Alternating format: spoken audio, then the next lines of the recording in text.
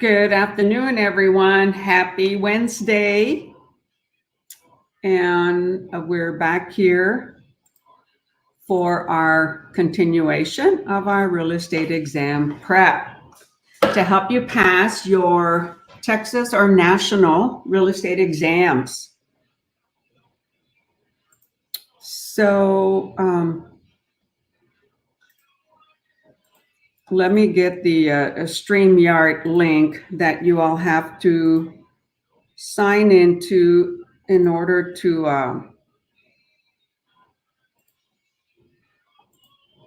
hi, good afternoon. So whoever is here, go ahead and say hello, because unless you've given StreamYard approval to post on StreamYard, to post on Facebook, it won't show your name. Okay? It won't show your name. All right. So I've got 3 of you on here, and somebody said hello. Okay. However, I don't know who it is. If you're posting on Facebook, let me get you the StreamYard link, okay?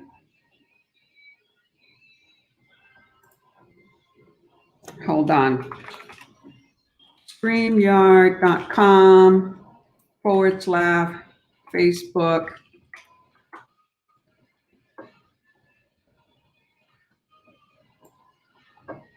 Okay, you see this on the screen up here? Oops, sorry, let me share now. Share my screen. Okay.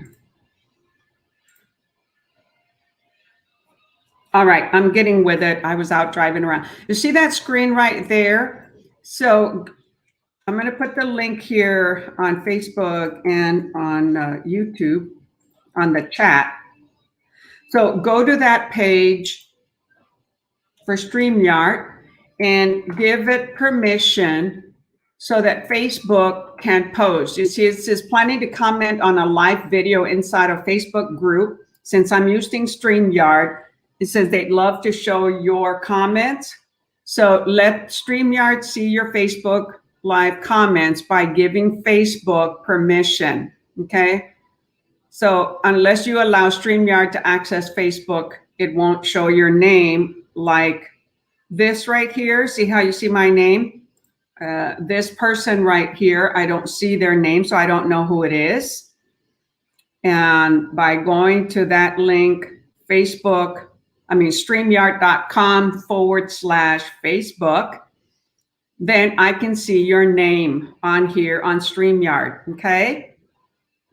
Otherwise, I'll see your name on also on the Facebook stream, because I'm also looking at I'm also looking at the Facebook link as we talk, okay? All right, so as usual, I hope y'all had a great beginning of the week. We saw each other on Saturday, and we're going to continue off where we left. And this is for anyone that is practicing to do national or state. It's for anyone. Okay, so where is my, okay. So this is one of the sources that we're using, Texas Real Estate Sales Exam. Okay, it's a 4th edition with Learning Express. I did buy a newer one. We finished it, so I'm going to be starting again. I'm not crazy about the 3rd book that I bought, so I've got to look for another one. So we're going to continue with this one as not usual, because it has 4 awesome exams, 1, 2, 3, and 4. It's a 287 pages, and you'll end up having 4 exams of 110 questions, 80 state, 30 national. Today you have, I believe, 85 national and 40 state, to about 125 questions. And that covers for individuals taking the sales exam and also the broker exam. Brokers are graded in a larger number of questions. If you're doing national, you're graded on 30, you have to get a 70. And with the national, it's 85 questions and you have to get a 70. So you're graded on what, 80 of them?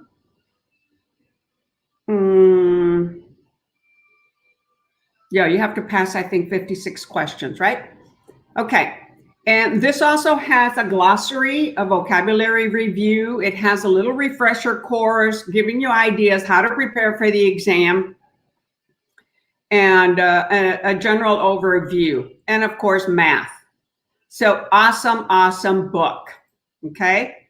And I'm looking for more books by them. And then we typically will go into vocabulary.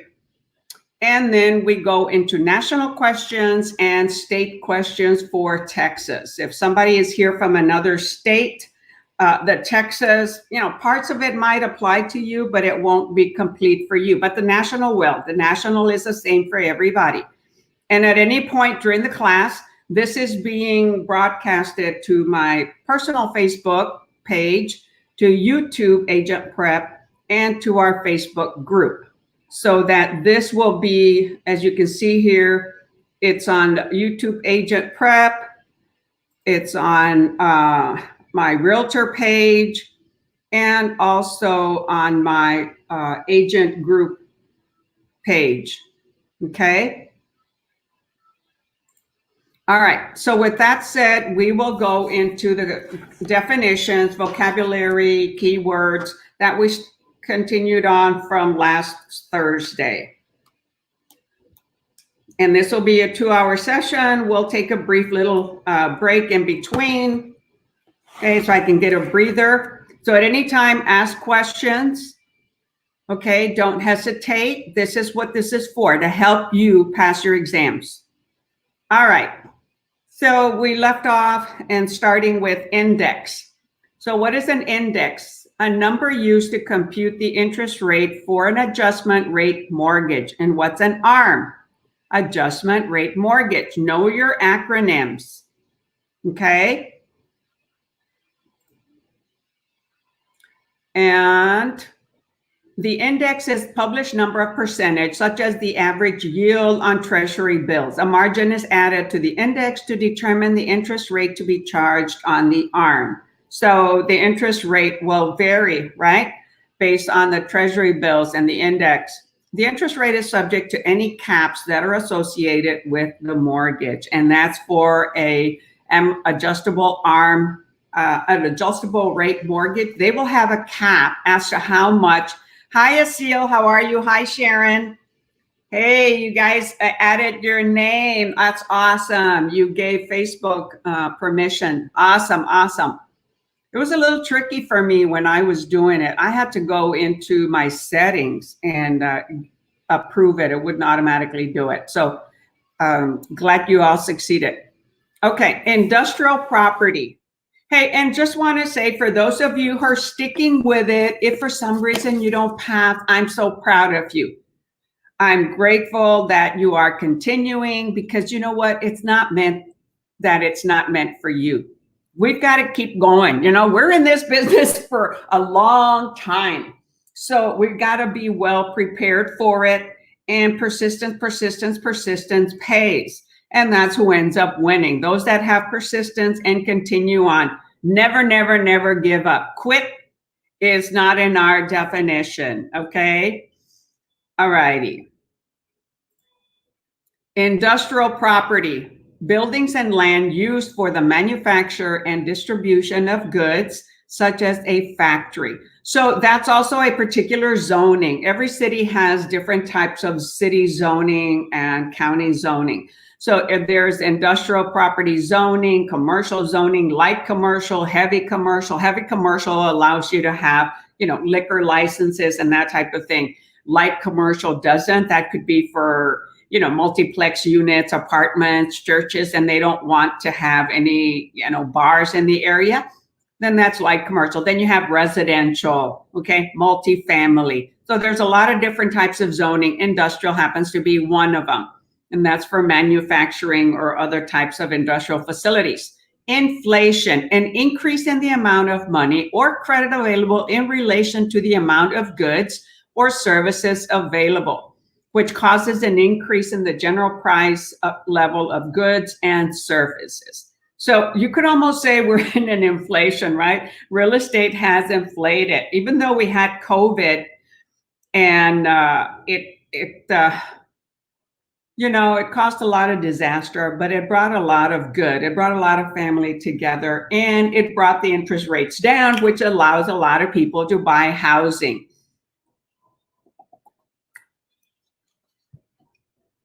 Oh, you know what? The radio's in the background that I leave for my cat. Let me turn that down.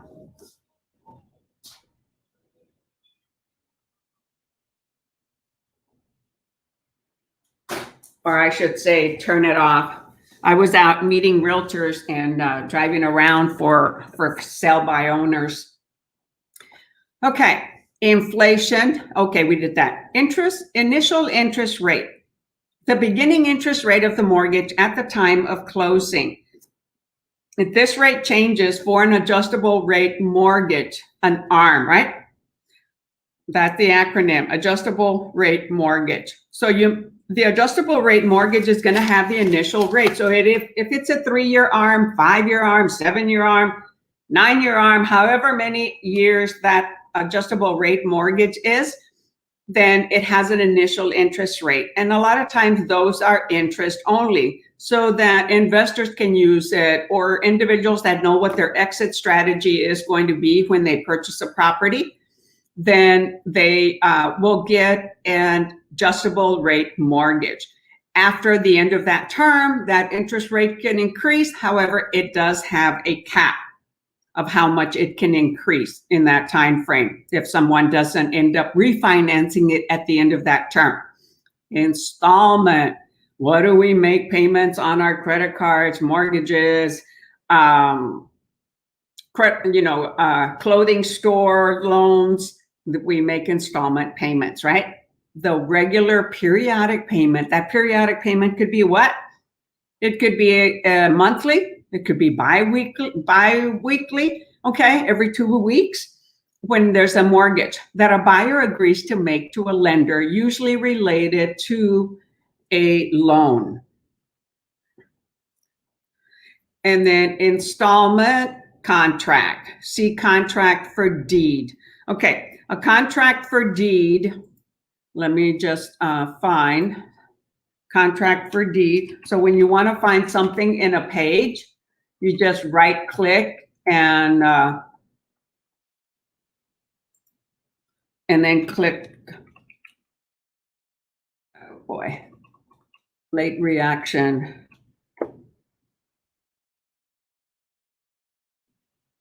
Oh my goodness, this is not responding well. Contract for deed.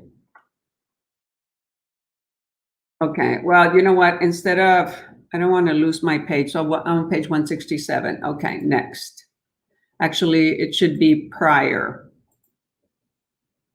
Contract for deed. Okay, so a contract to deed is a land contract, is an owner finance contract. It's a contract for the sale of a parcel of real estate. Doesn't have to be just land. It's real estate in which the buyer makes periodic payments to the seller being a private owner, and receives title to the property only after all or a substantial part of the purchase price has been paid, or regular payments have been made for 1 year or longer. So this is the agreement between a seller, a for sale by owner, a private owner, and that wants to sell and not convey the title, not convey the deed. They're going to keep ownership of the deed and allow the borrower to make payment. So therefore, it's not recorded in the courthouse as far as them owning it. They don't have title yet.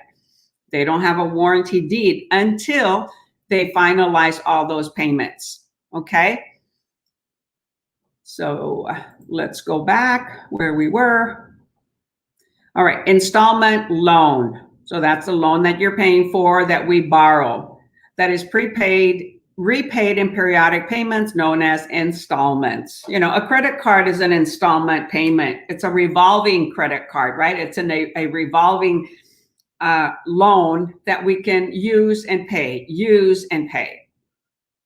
Installment sale, a transaction in which the sales price is paid to the seller in 2 or more installments over more than 1 calendar year. So if a buyer says, hey, I've got $100,000 to pay up front, I'll pay you the other $200,000 within the next year or within the next 2 years, $100,000 each year. So they pay $100,000 and they owe $200,000. They'll pay each year another $100,000. So that's an installment sale. Insurance, a contract that provides indemnification from specific losses in exchange for a periodic payment. The individual contract is known as an insurance policy, and the periodic payment is known as an insurance premium. So whenever we buy insurance, right, it's to protect us for any damages due to weather, hail, flooding. So flood insurance is separate from the general homeowner's insurance, right? And then we have home warranties, and those are for our appliances, any electrical, mechanical issues inside the house. Mechanical, electrical, and plumbing, okay? But those are two different. One is a homeowner's policy, and the other one is a home warranty, which is for appliances and mechanical, electrical, and plumbing things inside the house. So these insurance policies, okay, will provide an insurance binder that is given to the mortgage company before they finalize the loan for a borrower. So the binder is a document that states that temporary insurance is in effect until a permanent policy is issued. That binder is provided to the lender and to the title company, okay? And the lender will require it to make sure that what they're loaning money on is going to be insured to protect their investment. Insured mortgage, a mortgage that is protected by Federal Housing Administration, FHA, or by private mortgage insurance, PMI. So whenever there's a borrower that's using an FHA loan, that FHA loan is insured by FHA, Federal Housing Administration. The borrower has to pay that insurance for the remainder of the loan for the 30 years or 15 years, however long that loan period is. And that's to protect the lender that if in case the borrower defaults, the insurer must pay the lender the insured amount. And so they pay a monthly insurance premium, could be $125 to $175, and depending on the amount of property that's being insured. So that PMI payment is in addition to the mortgage, okay, the principal, interest, taxes, and insurance. So with the PMI, there's 5 parts to the payment, okay? PITI and property, private mortgage insurance, okay? Interest. So you'll notice that if you've ever bought a home or you've got the loan, it has 2 types of interests on there, the regular interest rate and the annual percentage rate, the APR, right? If you notice me looking to the right, is because the screen that I'm reading, okay, is larger. So I'm reading on my right monitor, all right? And even though my face turns left, it's because it's opposite of what I'm reading.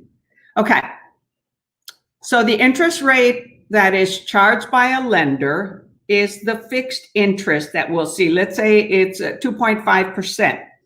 Yet the annual percentage rate, APR, may be 2.65. Well, the annual percentage rate includes all the fees charged by the lender, and they are added to the loan, and then a new interest rate is calculated, and that is the annual percentage rate. But the interest rate charged on the actual loan amount that they are given, okay, is the normal interest rate. So it's a fee charged by the lender for the use of their money and a share of ownership in real estate. Interest accrual rate, the percentage rate at which interest accrues on the mortgage. So, right, we pay after it accrues, right? It accrues this month, and then we pay the interest next month, right? When we get our invoice. Interest rate, oh my gosh, I was saying interest rate. Over here, the interest is the fee that's being charged and the percentage ownership in a property. Interest rate is the actual percentage, the rent or rate charged to use funds belonging to another. The annual percentage rate, so I was giving you the definition for interest rate instead of just interest. Interest is what is being charged, or you'll see the interest amount that you get on a credit card or on your mortgage statement. It'll have the amount of interest that's being charged for that month, and it's accrued, right? If we don't pay that interest, make that payment that month, next month we're going to be paying interest on interest in addition to the original interest that we owe on the loan. So it's not good to get behind on payment. That's why individuals who were in forbearance or try to get reorganize their loans, they end up paying a lot of money. Sometimes they can't survive and do it. Interest rate buy down, an arrangement where the property seller or any other party, okay, deposits money to an account so that it can be released each month to reduce the mortgager's monthly payments during the early years of a mortgage. So during the specified period, the mortgagors, right, that's the borrower, effective interest rate is bought down below the actual interest rate. So interest rate buy down plan. And so they end up paying a certain percentage for that buy down.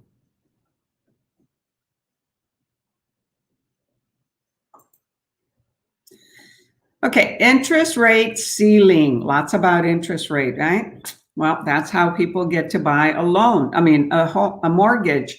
I mean, a home. That's how people get to buy a home, is by getting a loan based on a certain interest rate and paying interest on the money they borrow. But right now, so why are we low on homes? There's a low inventory because of how low the interest rates are, okay? The interest rate ceiling is the maximum interest rate that may be charged for an adjustable rate mortgage arm as specified in the mortgage note. And we mentioned that a little bit earlier. Keep in mind that promissory notes are not recorded, okay? The warranty deed and the deed of trust are recorded in the state of Texas. In other states that have a mortgage, it's the warranty deed and the mortgage that are recorded. Interest rate floor, the amendment interest rate for an adjustable rate mortgage arm as specified in the mortgage note. So if the interest rate were to fluctuate, see, an interest rate can, because it follows the index, it could increase or it could decrease. I had an interest-only arm, okay, when I had my investment property in Oregon, and it went down from 9% to about 5%, so that was awesome, right? And that's because of how the current market was.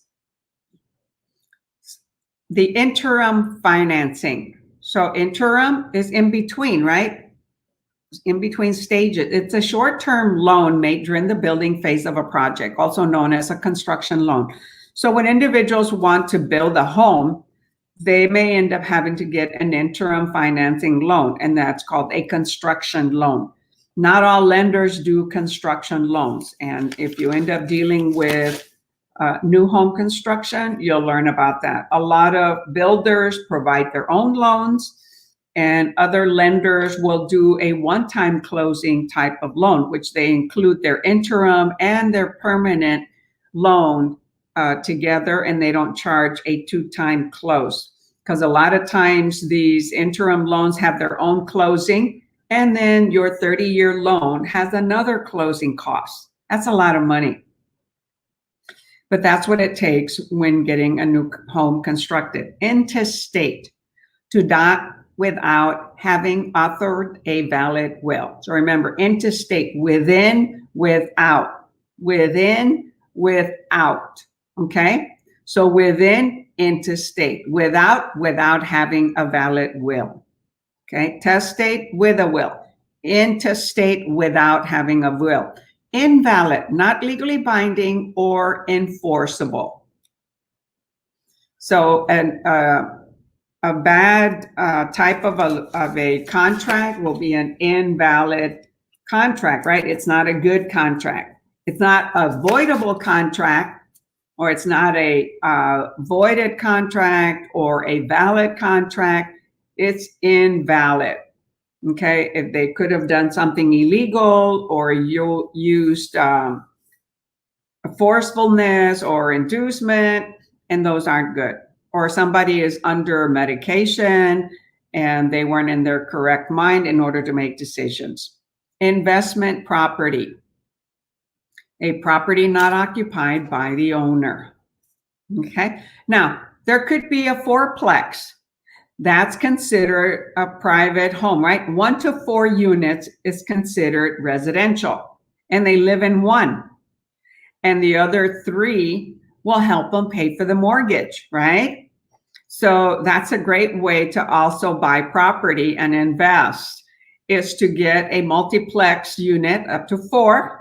Then it's considered residential, and you only have to get a residential loan. If it's more than 4, then it goes into a commercial loan.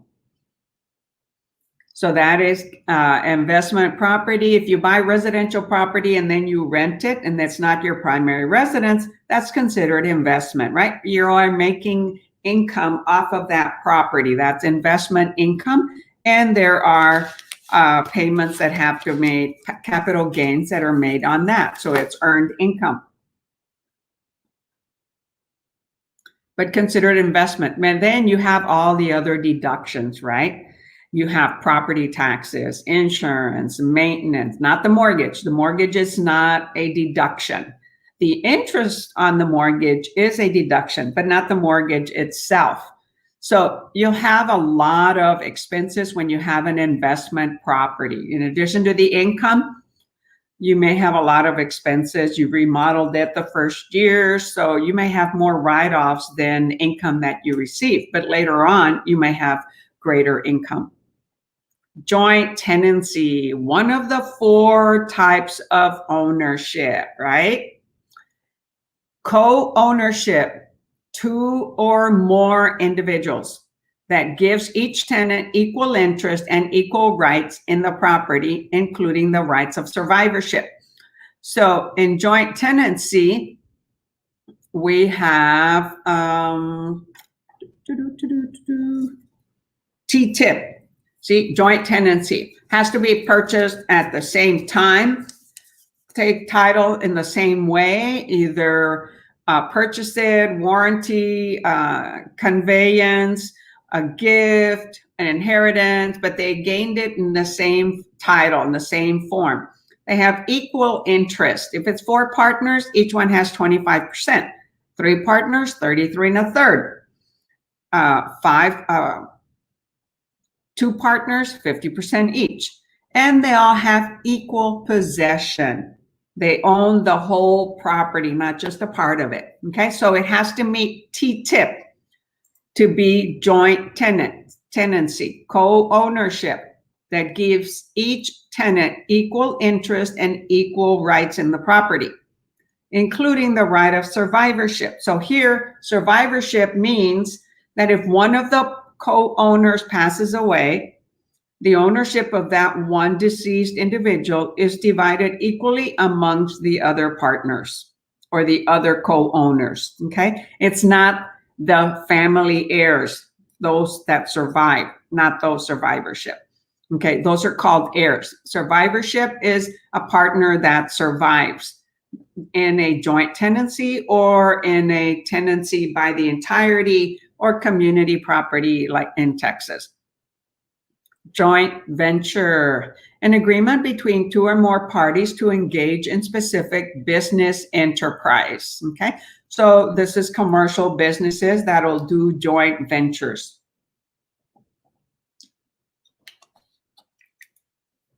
A lot of times they bring multiple business investments, multiple business investors that bring their monies together in a syndication and invest in a much larger venture.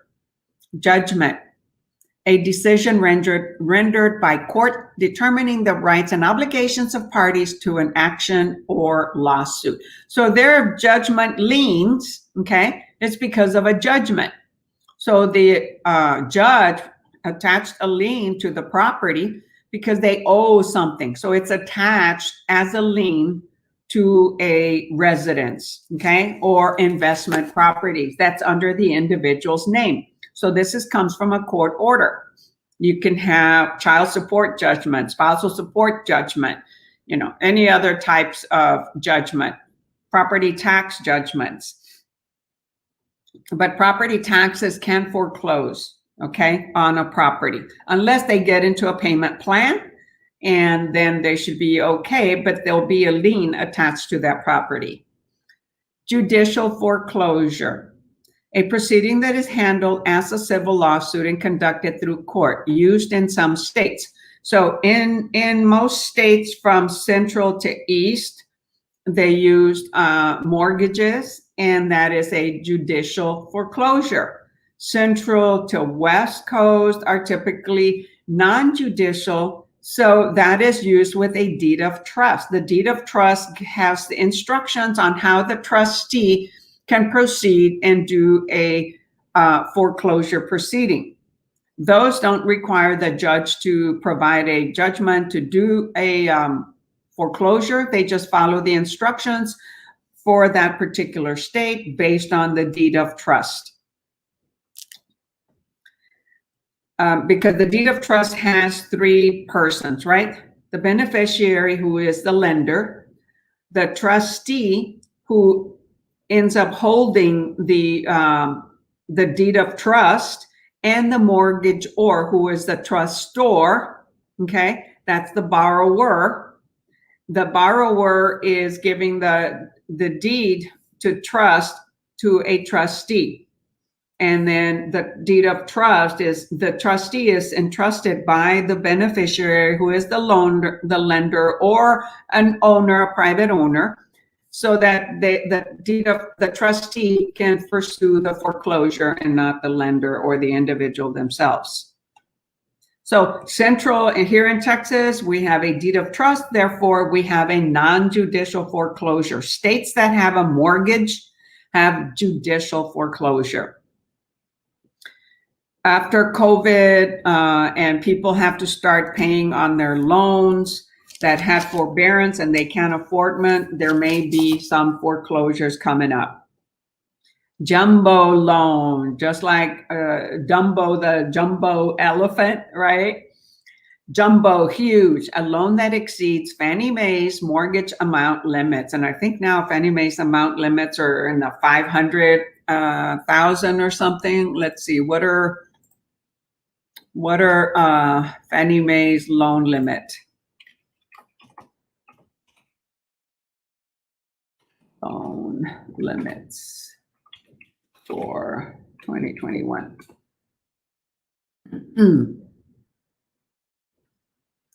So 95%, 95 jumbo home loan, 5% down, up to 1,500,000. Wow, conventional loan limits for Fannie Mae, 548,250.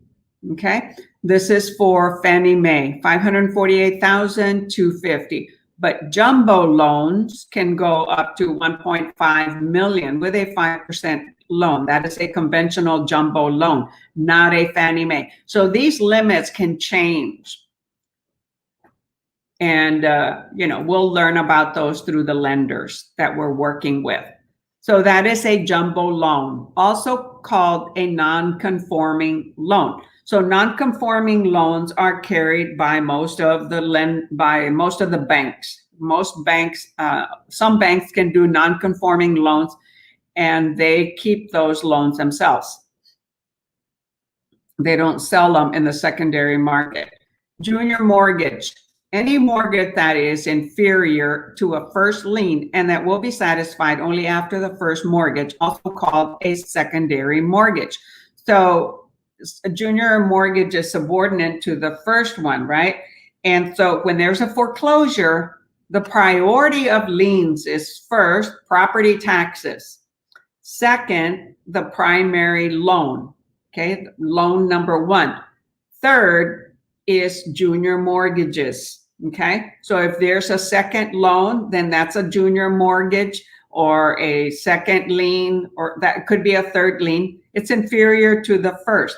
If the home is worth less, okay, than what is owed on all the balances of the mortgage, the second lender gets nothing, okay?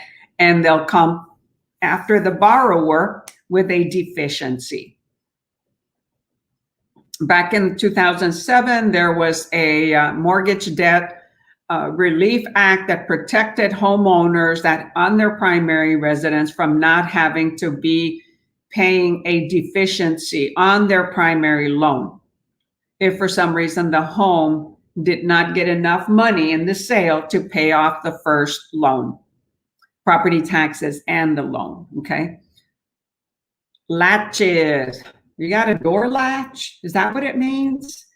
Well, latches is a doctrine used by a court to bar the assertion of a legal claim or right based on the failure to assert the claim in a timely manner. So a doctrine used by the court to bar, to keep away, right, the assertion of a legal claim or right based on the failure to assert the claim in a timely manner.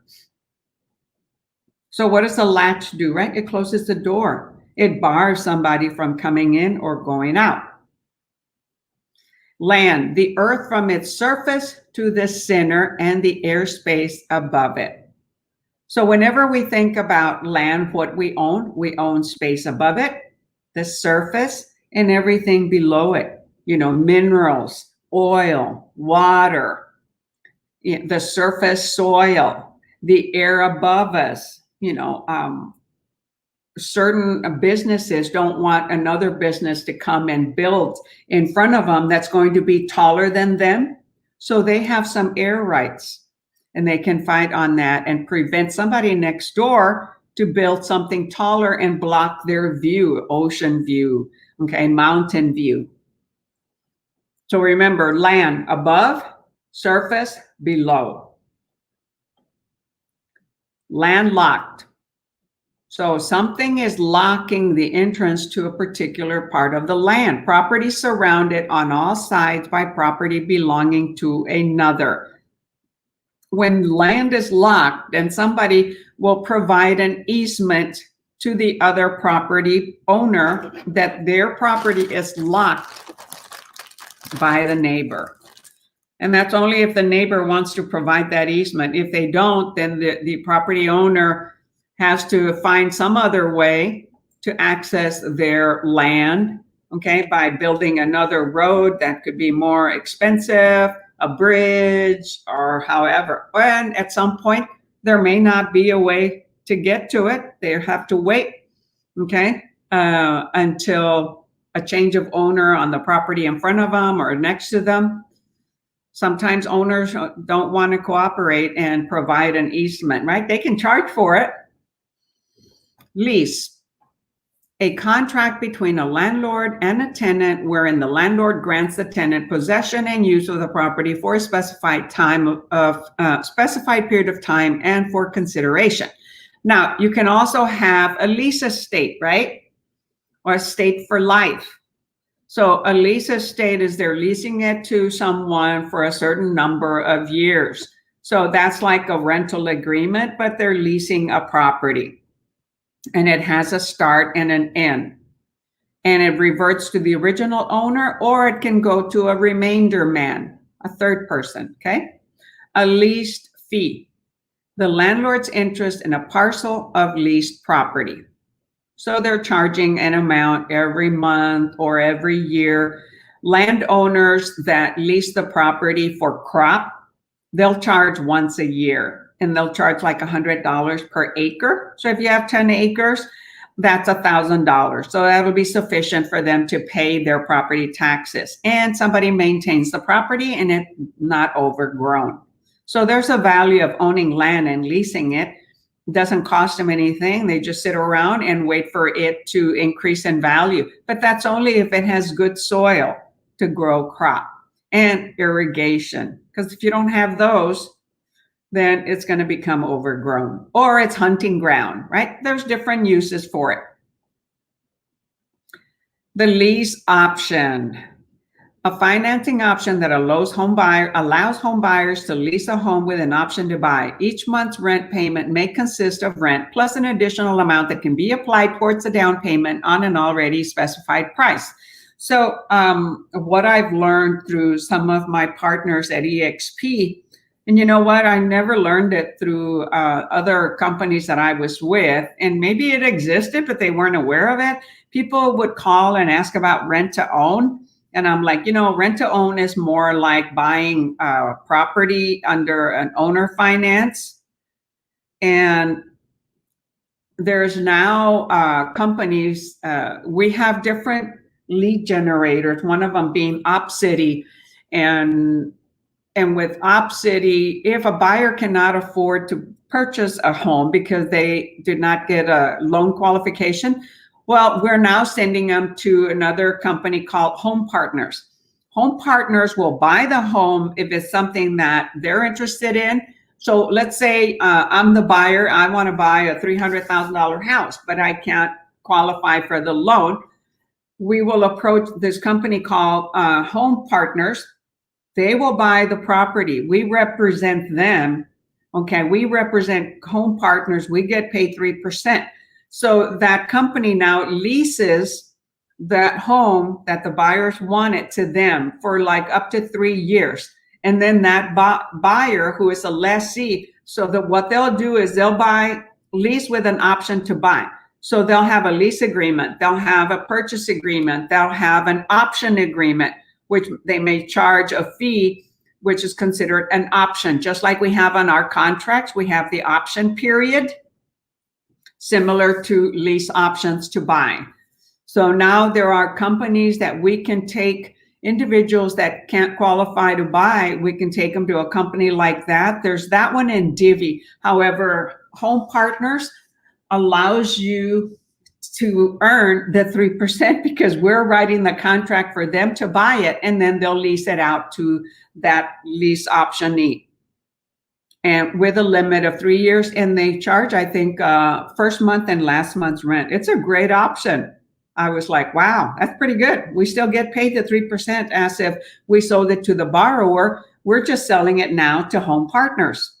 So these are kinds of things you learn when you join with me at EXP. Now, you may learn them elsewhere too. However, I'm constantly learning.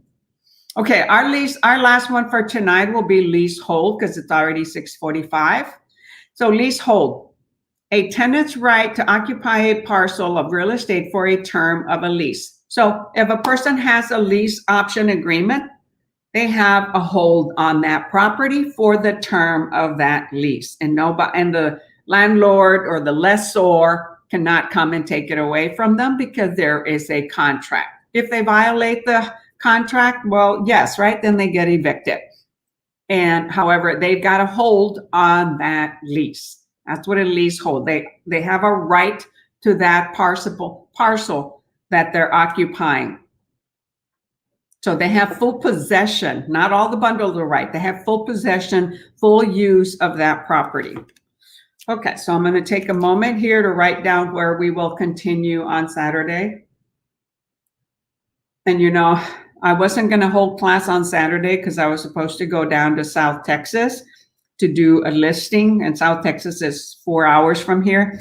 And my client just let me know that they've got to do some more repairs, so not to go this Saturday. So I'll probably only post the class on the messenger groups and on the Facebook group that we will have one Saturday.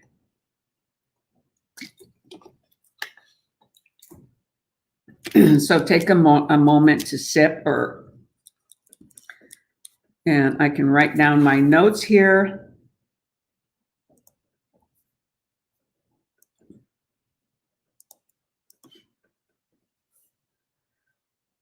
Okay, so we are going to start with legal description.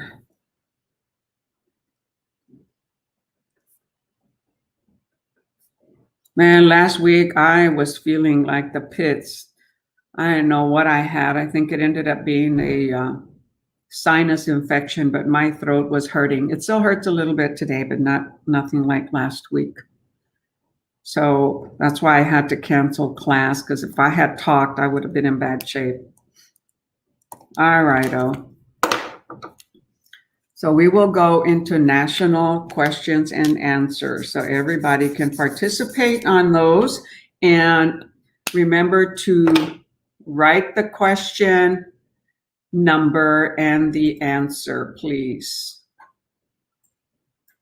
So on that one, we're using Kindle.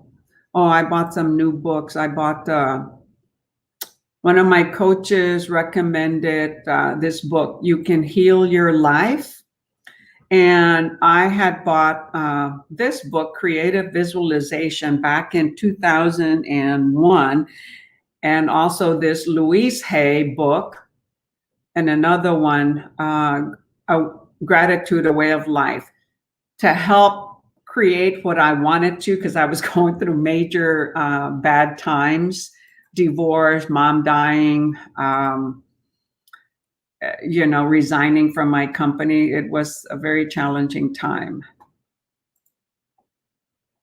Okay. So national. All right. So we are on page 133.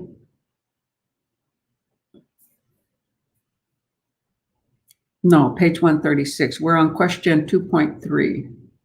There we are. Okay. This is the,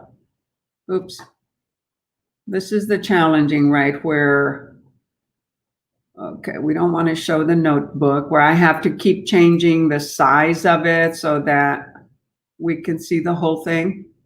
But there we go. There we get to see the whole thing there.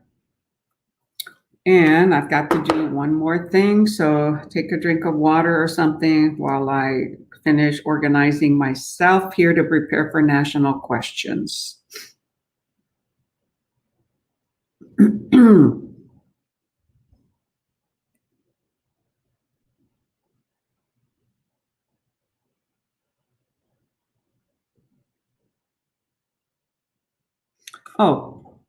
First of all, let me show you what book we're using. Pardon me. Okay, this book, hold on. This is the book that we're going to be using right now, Texas Real Estate License Exam. I bought this in December, so it's a new book. And again, this book has an overview, has national law review. It has real estate math, cram cards. You have Texas law regulations for track and national practice exams, state practice exams, and a complete Texas state level practice exam. Okay, it's an excellent source.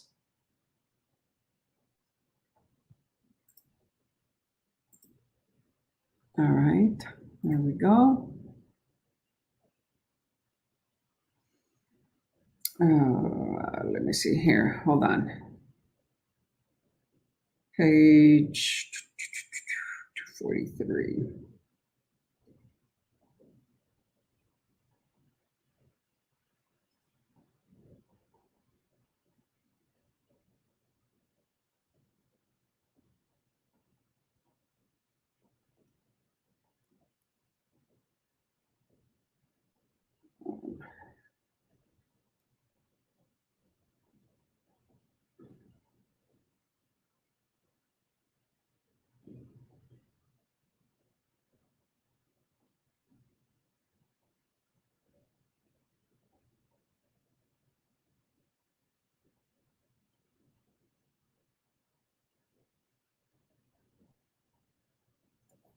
Okay. All right, so these are going to be national questions that are good for everyone, okay? So remember to write your question down and the answer so that I know what you're commenting on and I can help you if you happen to miss it. And this is not a time to hesitate, participate, right? Do not hesitate, participate, okay? Because I'll help you out with the answer if for some reason you choose the wrong answer.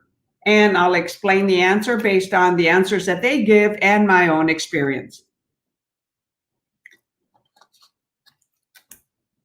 Okay, and let me know if that's large enough on your phone. Okay, because sometimes students tell me that, oh, Lillie, it's not big enough. And, I try to do what I can to accommodate all of you. Don't always succeed, but I do my best. So I'm also going to put it on my phone, okay, so that I can see the size on my phone, all right? Succeed, but Okay, so if you have it vertical, it looks small, but if you put it horizontal, it seems to be a good size, right? All right, with that said, let's keep on going. Let's keep on trucking. So you see, Sharon there is saying, Lillie, thank you. I'm not giving up. She is persisting. She's going to continue taking her exams, studying, and keep doing it. I had another student that didn't pass it for the third time, and they were asking me what class to take. And typically, you need to do the principles of real estate 1 or 2. It seems like the principles 1 has more about the state, principles, yes, has more about the state questions. But that's usually what the Real Estate Commission will recommend. It's one of the 6 courses that you took based on what your weakness was on the exam, okay? The state exam or the national exam. If you didn't pass both, then you have to repeat 2 classes. You passed 1, you only repeat 1 after you have not succeeded for 3 tries, 3 attempts. Okay, question number 2.3, national questions. Mr. King wants to offer 100 acres of his property for sale since the property is landlocked. Okay, we just read about landlocked. He will have to put in a driveway to the road that will run across his remaining property. What kind of easement will he have to grant? A, an easement in gross. B, a commercial easement. C, a personal easement. Or D, an easement appurtenant. So here you need to know what easement is and appurtenant is, okay, in order to answer this question correctly. So he's got 100 acres. Since the property is landlocked, okay, so somebody else's property, which could be his, has locked access to that property, he's going to put in a driveway, right, to run across the remaining property, either sideways or vertical, right? Vertical, up and down, front and back, or sideways along the frontage of the road. So what do you know about easements? So which kind does he has to grant? An easement in gross, a commercial easement? We're not dealing, it doesn't say commercial property, right? And is it a personal easement just for an individual? Or is it an easement appurtenant, right? Appurtenant means what? Attached to the land, it goes with the land. So what kind of easement is it?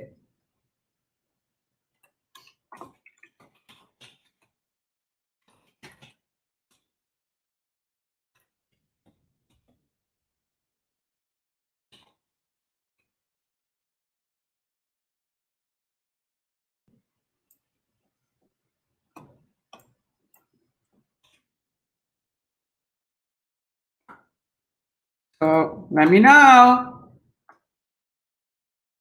This is your time to give me answers.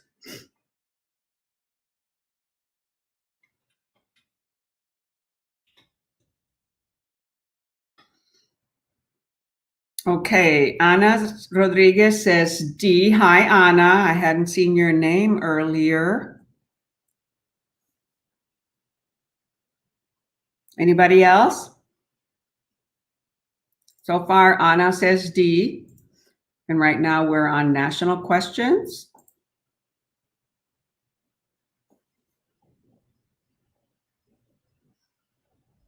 Okay, there's 4 of you, 4 or 7 of you watching, so come on.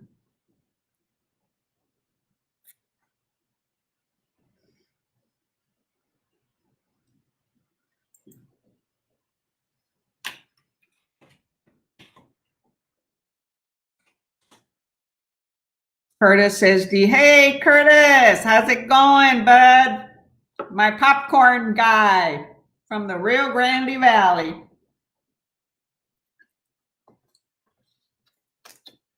Okay, so 1, going twice, going 3 times, gone. Okay, the answer is 23D.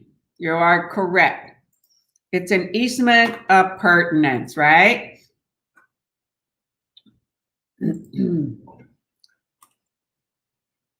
So I want to show you, I'm going to buy this other stand to put my monitors on because I have to look sideways. Okay. So easement, I wonder if all of you know what easement in gross is.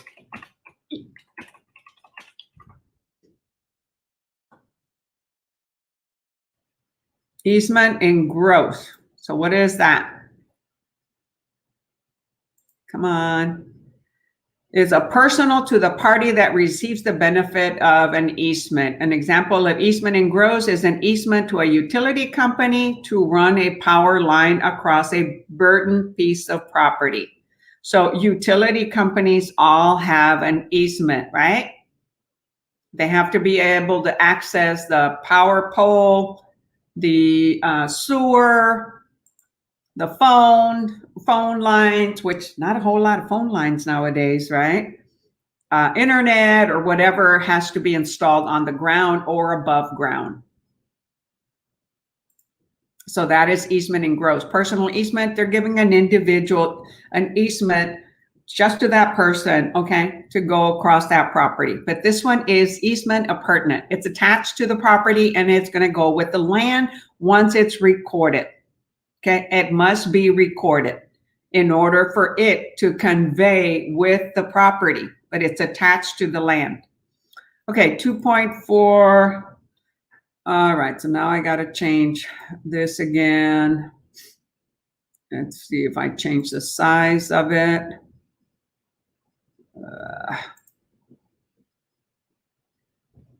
There we go. All right. So 22.4. Oh, that didn't work. Okay. If property alpha has a court-ordered easement across property beta, so property A has a court-ordered easement across property B, in order for alpha A to have access to a public road, the easement is A or N, A, easement by prescription, B, personal easement, C, easement by necessity, or D, easement in gross.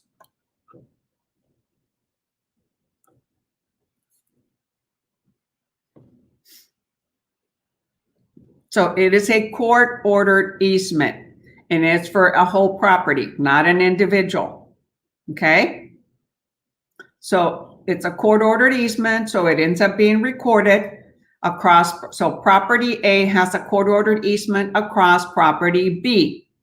So property B is the servient party, right? Property A is the dominant party.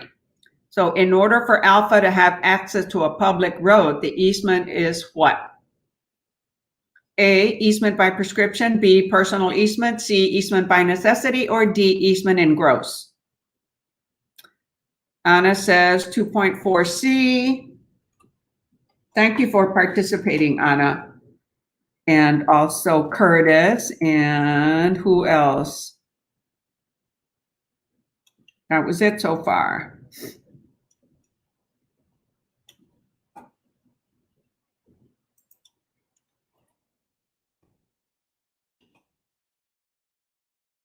Anybody else?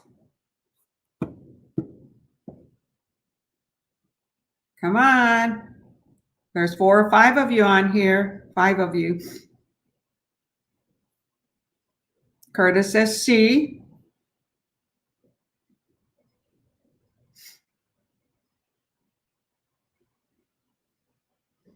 So, yes, the answer is C, easement by necessity, right? Because Alpha has necessity to get across property A.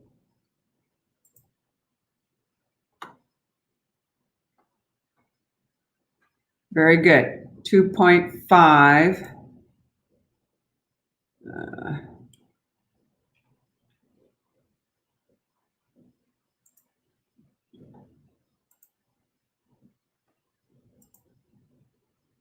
No, that doesn't work. Let's see here.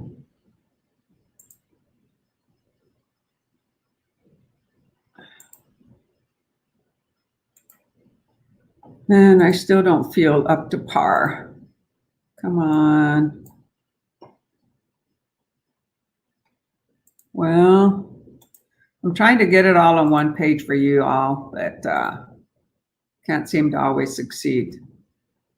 So number 2.5, an encroachment is, so remember that, an encroachment is A, an easement that has not been recorded on the title of the burdened property.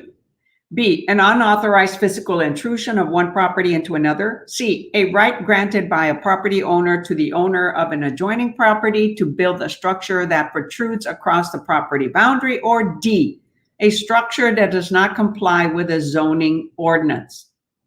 So what is an encroachment? So what do cockroaches do?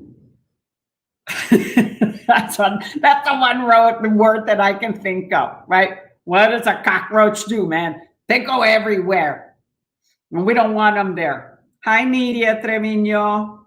Welcome to the group. She's on YouTube. Awesome. So she says B, and so does Anna. So Nidia, welcome to the group. When you reply to the answers, would you put the question and then the answer? Okay, so who else? Come on. There are 7 of you on here. So let's participate. Come on, come on, come on. This is your chance to participate. Yes, it's an awesome evening. I posted on Instagram, right? Even though it was, 97 degrees or 93 degrees. Okay, yes, the answer is, wow, I like that name. Anicola or Anicola Coyote.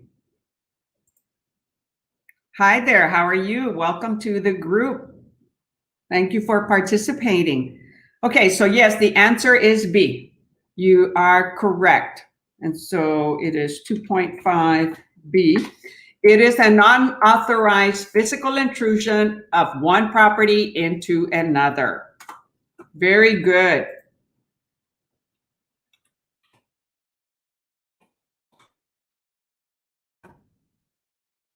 Okay, number 2.6. Okay. Why is my escape not working? Oh, come on. All right, so let's see here. Reduce this a little bit and see if we can get it all on one page. Oh man, almost. Let's see here. So it's not all on one page. Oh man, a little bit smaller. Let's see here.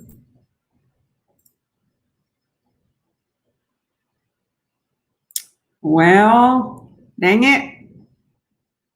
I'm trying, you guys, to get it all on one page, and okay, well, and that's enough tries. So number 2.6A, a court might grant an easement by prescription.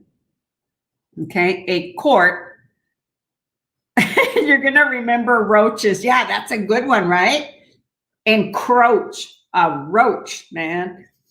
Okay, a court might grant an easement by prescription if a town needs to dig a trench across an owner's. Hey, Shelly, thank you for joining the group. A town needs to dig a trench across an owner's property to install a sewer line to a neighboring property and the owner refuses permission. B, a property owner sells the front half of a lot and wants to continue using the driveway to access the rear of the lot. C, a trespasser has been using an owner's property for a certain period with the owner's knowledge, but without, I hate that little thing that shows up, but without permission. D, a property owner wants to prevent the owner of an adjoining property from building an improvement that blocks her way. Okay, so the judge has to get involved because, right, otherwise they're going to be landlocked. So now they're having to go to court in order to be granted an easement. So which one would put them in a position to be granted an easement by prescription?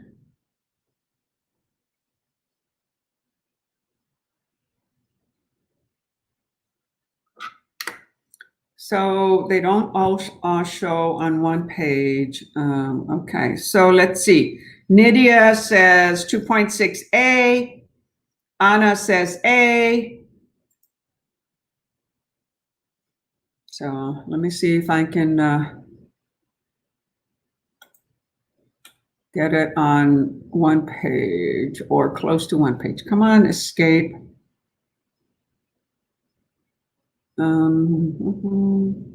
26. Let's see if I do it this way. Okay, so there is all of 26. God, try until we succeed, right? So let's see. All of you are saying so far, a town needs to dig a trench across an owner's property to install a sewer line to a neighboring property and the owner refuses permission. Remember, utilities, police power.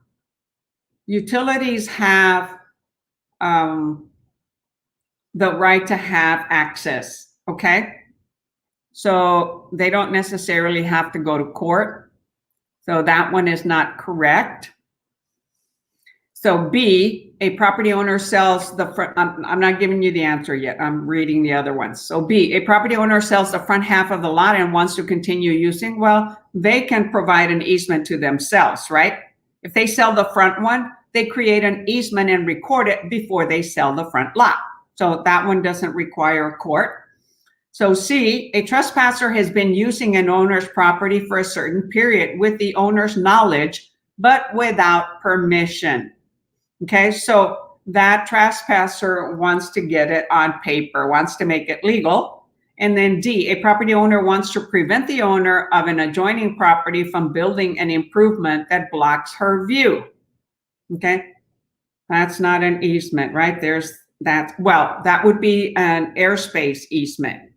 Okay, however, which one is the best answer to grant an easement by prescription? So when in doubt, we look it up, right?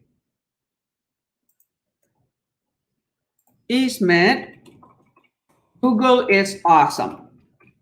If you use Safari, then choose Safari. However, to become a realtor, I highly recommend that you get to use Google because it has a lot of tools. Easement by prescription. There are a lot of tools that come with using that. So a prescriptive easement or easement by prescription is a right of access over another's property acquired through the claimant's adverse actions taken under color of law.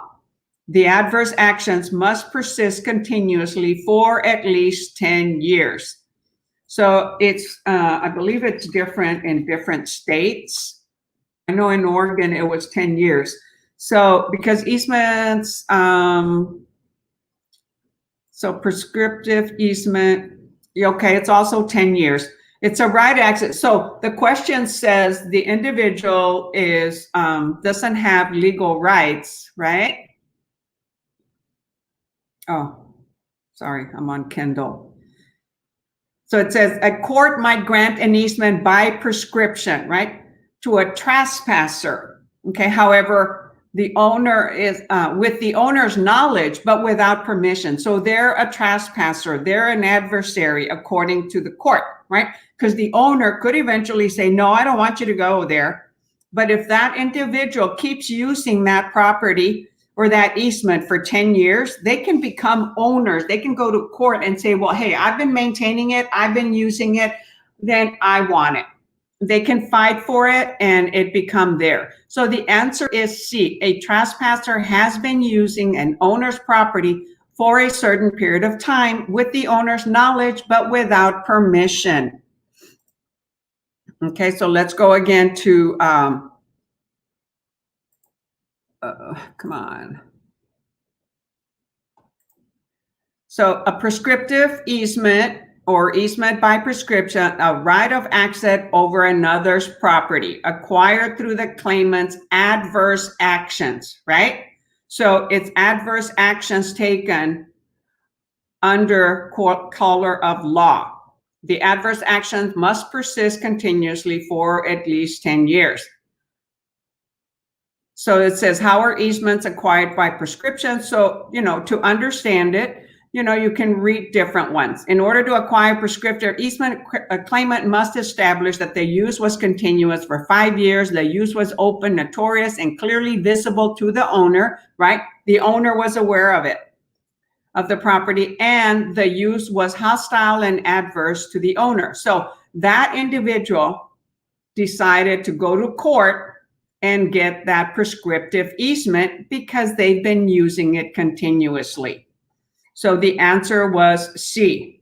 So those of you that answered C, changed your mind. That was a good one to change your mind. Nidia and Anna, okay.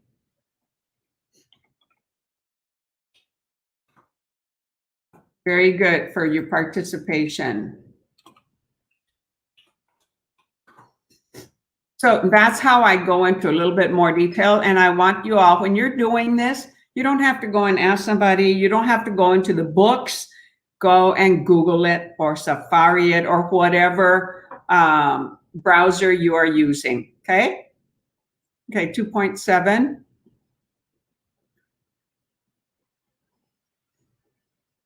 All right, is it still large enough? Yes, it is. Okay. The purpose of a deed restriction is to enable an owner to specify what? Okay, the purpose of a deed restriction is to enable an owner to specify what? A, the form of ownership in which a property may be held. B, how long a property must be owned before it can be legally transferred. C, what groups of people are legally excluded from future ownership of a property. Or D, how a property may be used and what improvements may be built on it. Deed restrictions, okay? Big key word, restrictions.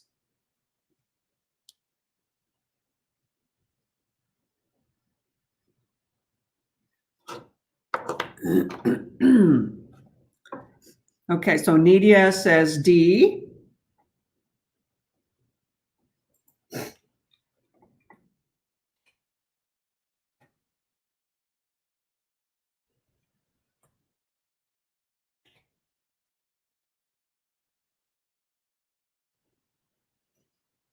So I'm thinking of doing like a question of the day or word of the day for something quick to go live.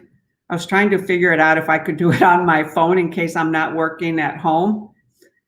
So one of my students who was here or earlier or maybe is still here, Asil, recommended that, something like that, okay?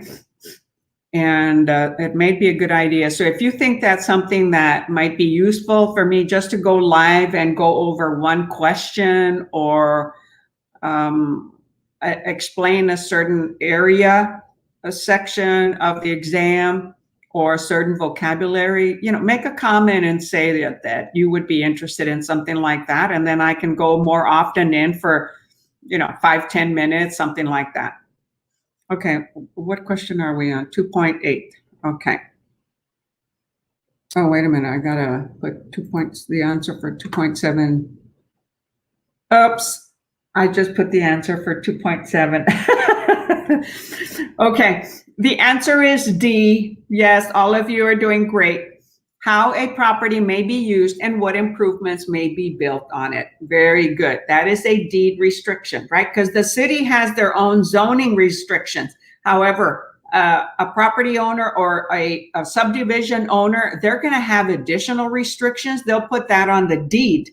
And so there will be, HOA bylaw, there will be articles of ownership. No, never mind. Take that back. The bylaws, and then the conditions, covenant, and restrictions of that subdivision. Okay, number 2.8. 2.7D. So, oh, you know what? I haven't been showing the answers to whoever's watching online. I should be posting them on there. So let me go back to a few questions. 2.7 was D. 2.6 was C. 2.5 was B.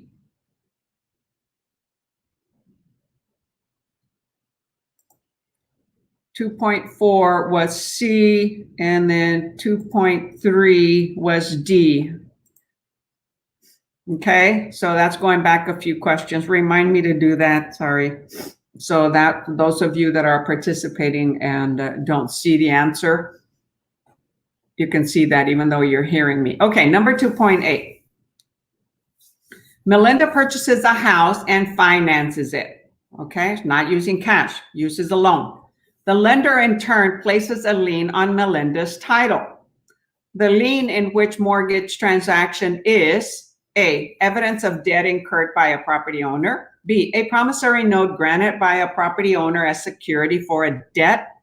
C, the creditor's claim against the property as collateral security for the loan. Or D, the document required to clear clouded title. So D says you're going to clear a cloud on the title. C says there's a creditor's claim, that's the lender, against the property, which is being used as collateral security for the loan that the creditor is providing. B, a promissory note granted by a property owner as security for a debt. And A, evidence of debt incurred by a property owner. So Melinda purchases a house with a loan. So the lender in turn places a lien on Melinda's title. That lien in this mortgage transaction is what?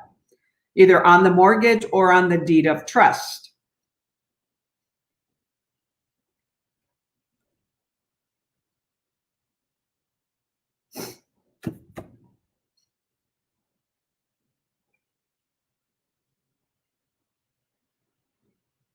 There's nothing I can do about that black thing when I go on there, except for avoid crossing the bottom.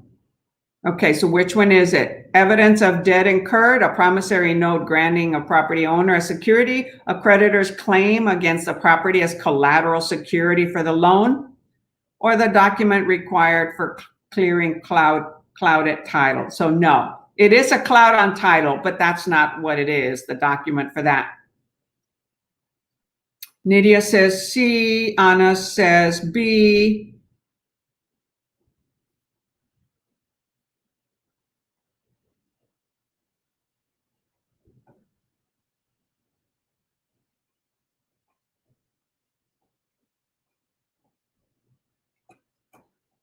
So I'll give you a little more time.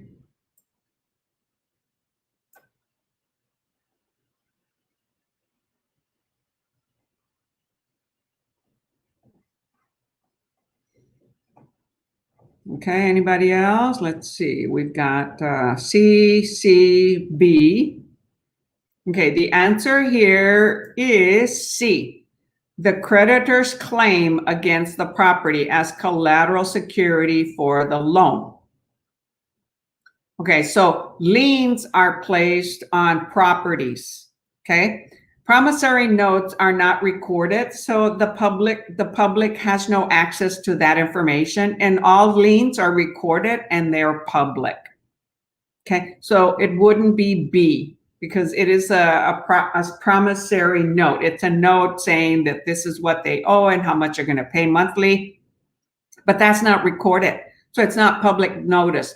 Liens are attached to the property and they are a public notice. So it's a creditor's claim against the property, okay, as collateral security for the loan.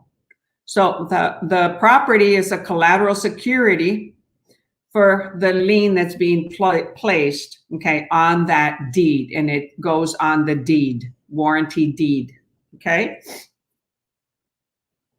So whenever you see a warranty deed, you're going to see that there's a warranty deed with vendor's lien, and the vendor is the lender or the seller that is providing the loan. So the answer is 2.8C.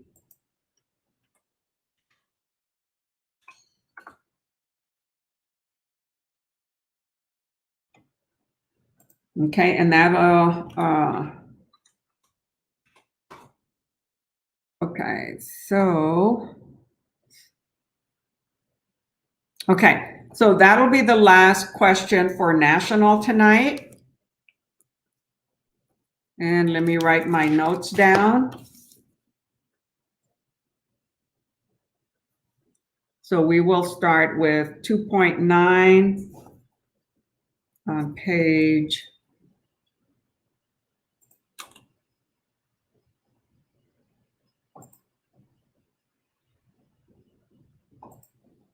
on page 136, and the answer's on 244. Okay, take a break for a moment while I prepare for the state.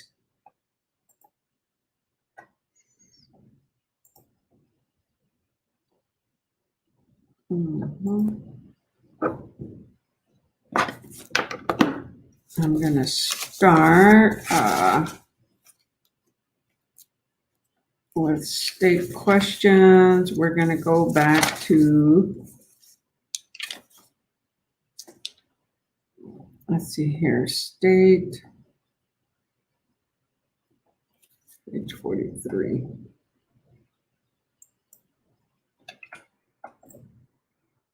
Oops, that didn't work.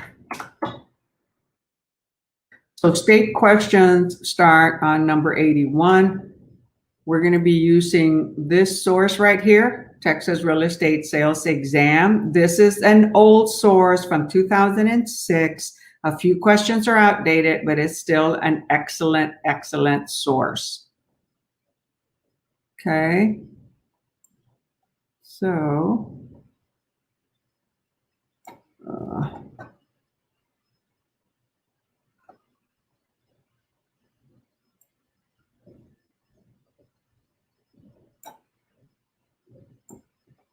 hold on, I'm moving things around on my monitors. I have 3 monitors here.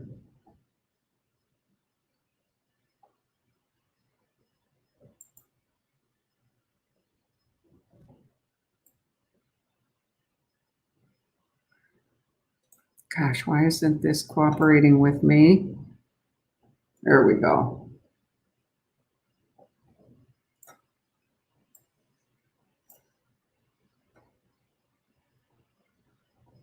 So take your national cap off and put your state cap on.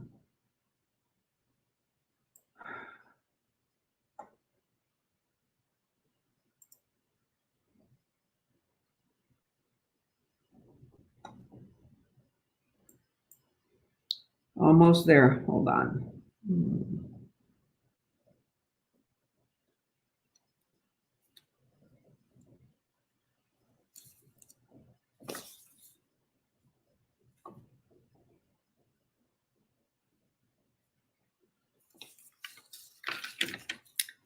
Gosh.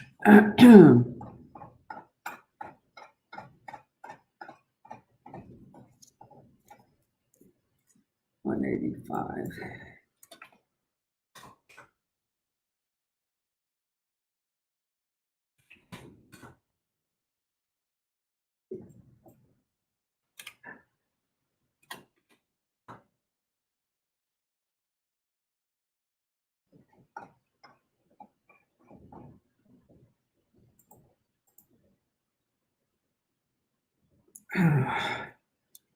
Sorry, guys. Wait, hold on. Wait for me for a moment here. I'm all out of whack here.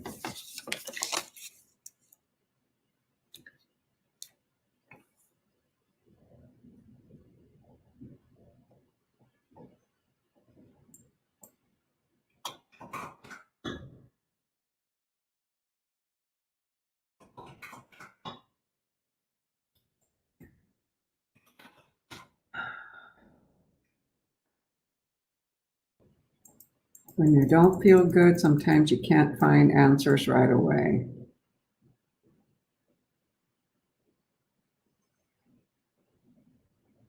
And that's what I'm encountering right now.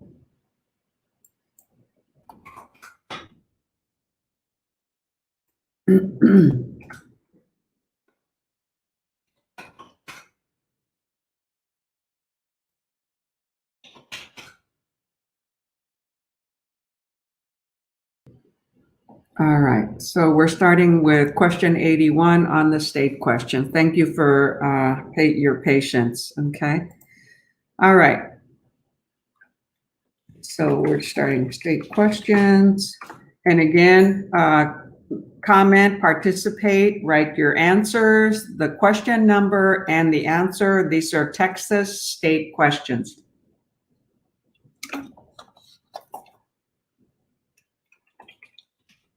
I should say Texas state questions for those that may be watching from other states. All right, hold on here. Oh my gosh.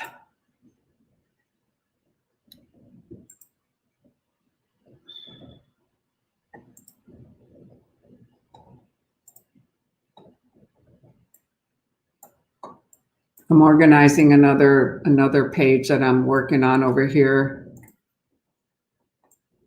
I got to get me another monitor. That's why I'm going to buy some more technical equipment here so that I have easier access to all the screens that I need to have available. Because when I do this class, I've got, multiple screens that I'm looking at. And sometimes these screens are not cooperating, but it's typically operator error, okay? All right. Which of the following is the Texas Real Estate Commission not empowered to do?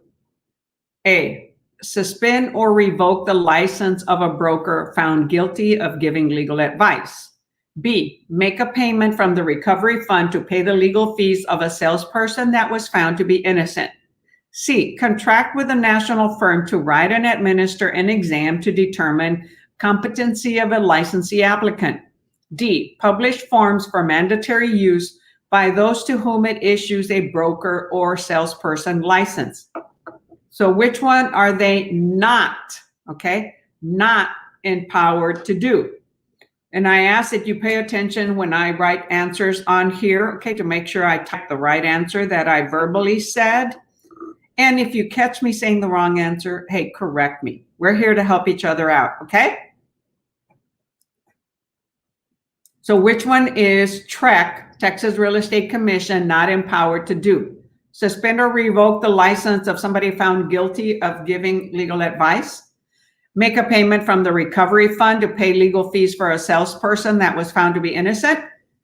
C, contract with a national firm to write and administer an exam to determine competency of a licensee applicant? Or D, publish forms for mandatory use by those to whom it issues a broker or salesperson license?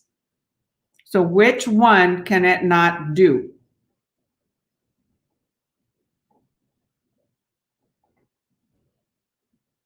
Okay, Coyote says C. Coyote, would please remember to type the question number.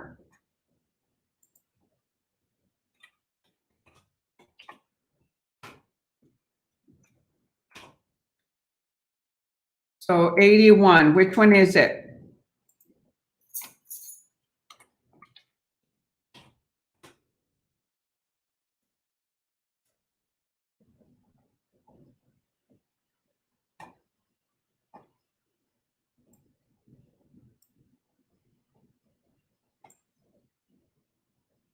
And another thing I might do, okay, Anna says B, Nydia says C, Curtis says C.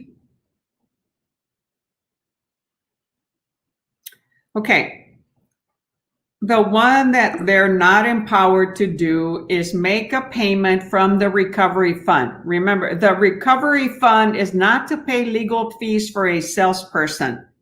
Okay, the recovery fund is used to pay fees, not fees, but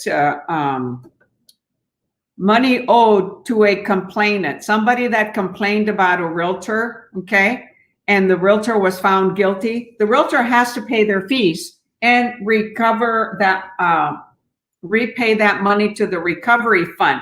But the recovery fund is to pay penalties, not penalties,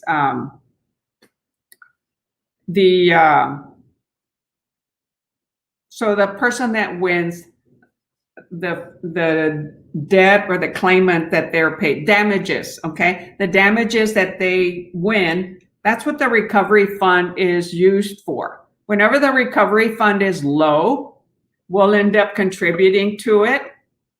But the salespersons that are found guilty, they will have to pay the recovery fund back, okay? The money that the recovery fund used. We are protected by the E&O, even if we are innocent, okay, as salespersons or brokers. That's what the E&O, errors and omission, is used for. TREC, or any real estate commission, is able to suspend or revoke a license when they're found guilty.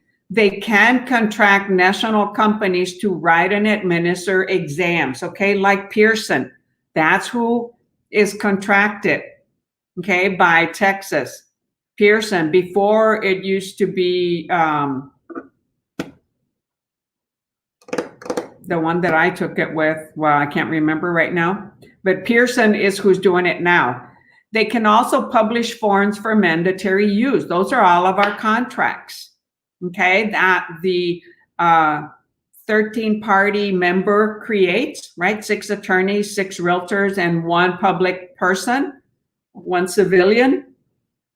They do the mandatory document that we have to use. Pearson, oh, it used to be PSI, and PSI still might do it in some states. The only one not empowered to do is use recovery fund to pay off any legal fees incurred by the salesperson, even if they were found innocent, okay? 81B. So who got it right? Anna, very good. Do the rest of you understand? And those of you on YouTube, that's awesome. Thank you for participating on there. Yeah, I learned about this StreamYard, and I learned from people that do YouTube videos, and they educate on StreamYard. And that way I can do it and reach more individuals. Okay, number 82.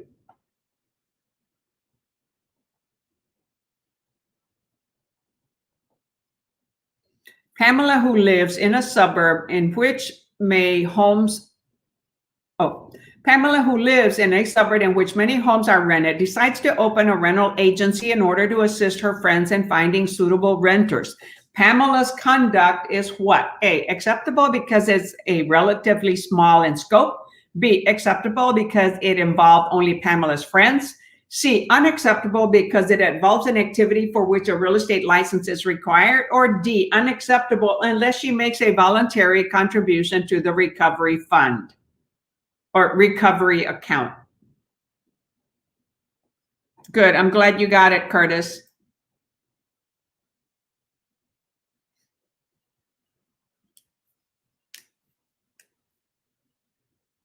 Okay, so this individual doesn't say that they're licensed. Okay, she is now open a rental agency in order to assist her friends in finding suitable renters. So she's acting as what? As a property manager, but she's going to be getting paid. She's collecting a fee for providing service to someone else. So is that allowed? Okay, so Anna says C.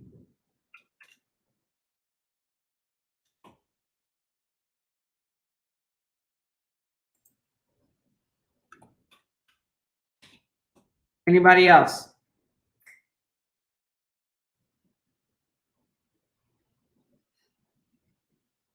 Yes, no, maybe so. Come on, this is your time. There's at least 5 of you on here. And when you're on here, remember to like the page, like the video, comment on there, provide some support, some love, okay? Love the video on YouTube or like it. And on Facebook, like the page. Okay, I've got 2 CCs.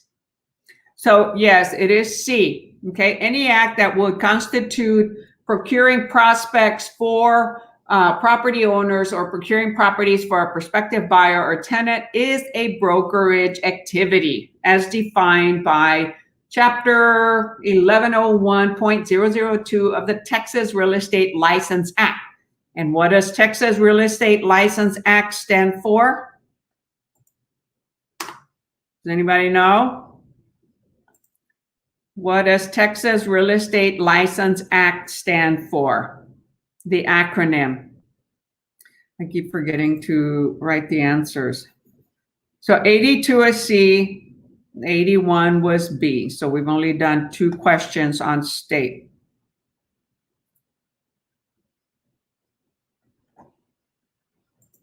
Thank you for some of the love or likings.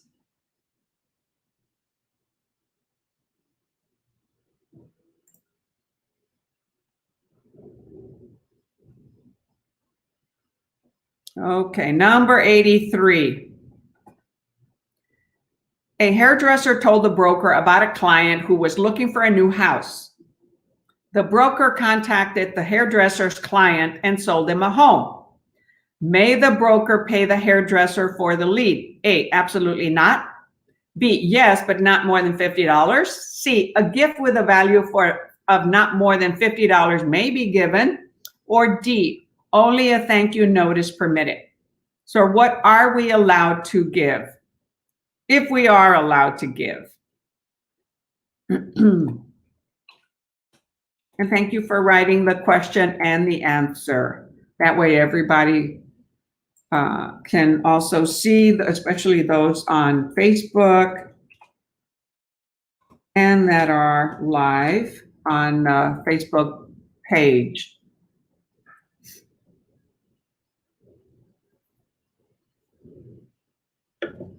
Okay, so I've got 1C from Anna. TRELA, very good, Curtis. Yes, Texas Real Estate Licensing Act stands for TRELA. Know those acronyms. CCC, oui. Yes, the answer is C. A gift may be given as a gift card, not a Visa, because Visa is considered cash.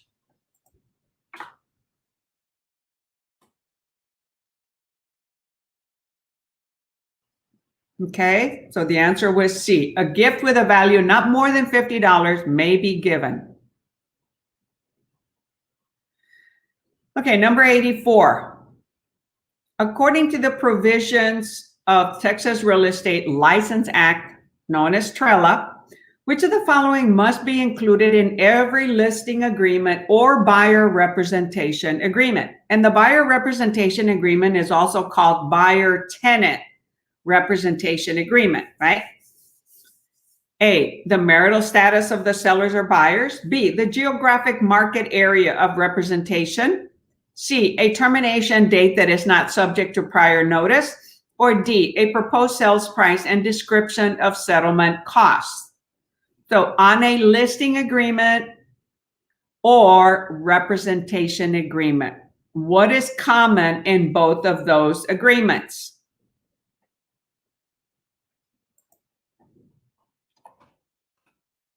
That has to be included.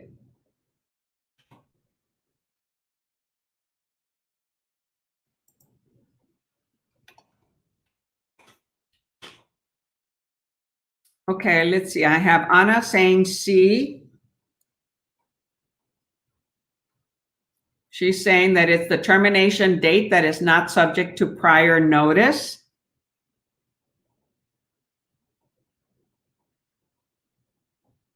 Coyote says C. So is Coyote your first name, Coyote, or is it Anicola? Am I pronouncing that correct? So 84C, which one is it? So far I have two saying 84C. Curtis also says C. Okay, so the three of you correct. The termination date, right? That has to be on all documents. There's a starting date and an ending date. Because listing agreements for residential are typically, 6 months. I do mine to end June 30th and December 31st. And why would you think I do that? So that I don't have to be, so that I already know when to send my sellers reminders. A couple weeks prior to the expiration date of June 30th, I let them know we're coming up to an expiration. Let's reevaluate so that we can extend the listing. And December 31st. So I don't have to go and research spreadsheets or maps or books as to when all my listings expire. I know when they expire, June 30th or December 31st. Keeps it easy. I learned from another realtor years ago.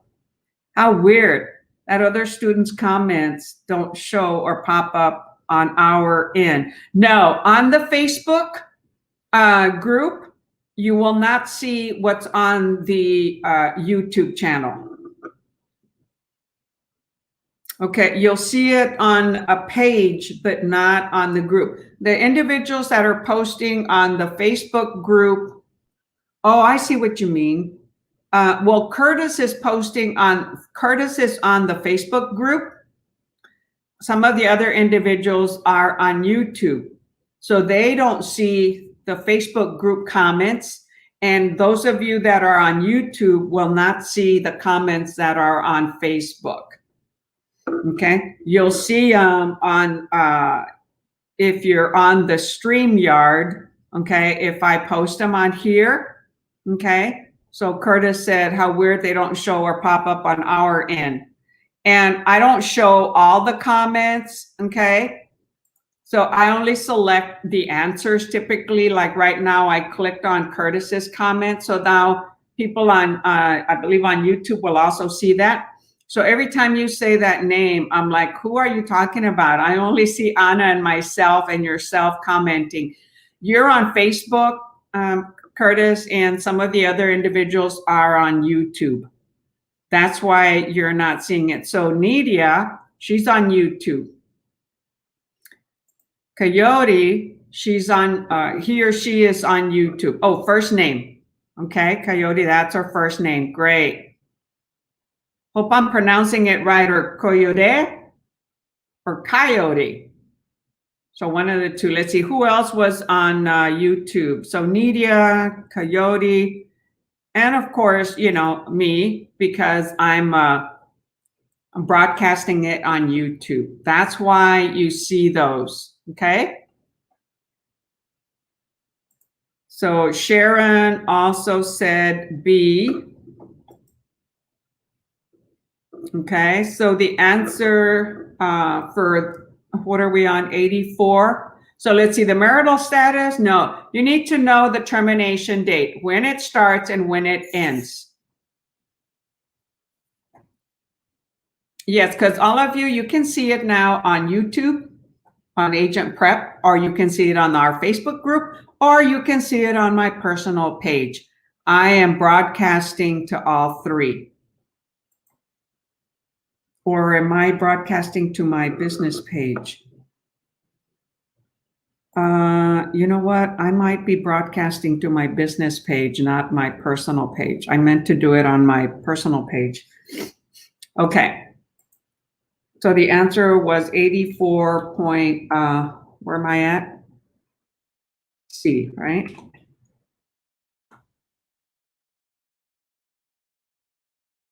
Yes, 84C. Oh, and can't forget Sharon. Yeah, that's right, Sharon. Ah, you're so sweet, Curtis. Okay. So we've got about 11 more minutes to go. And I got to take my throat is starting to hurt here. Let me take a sip of water.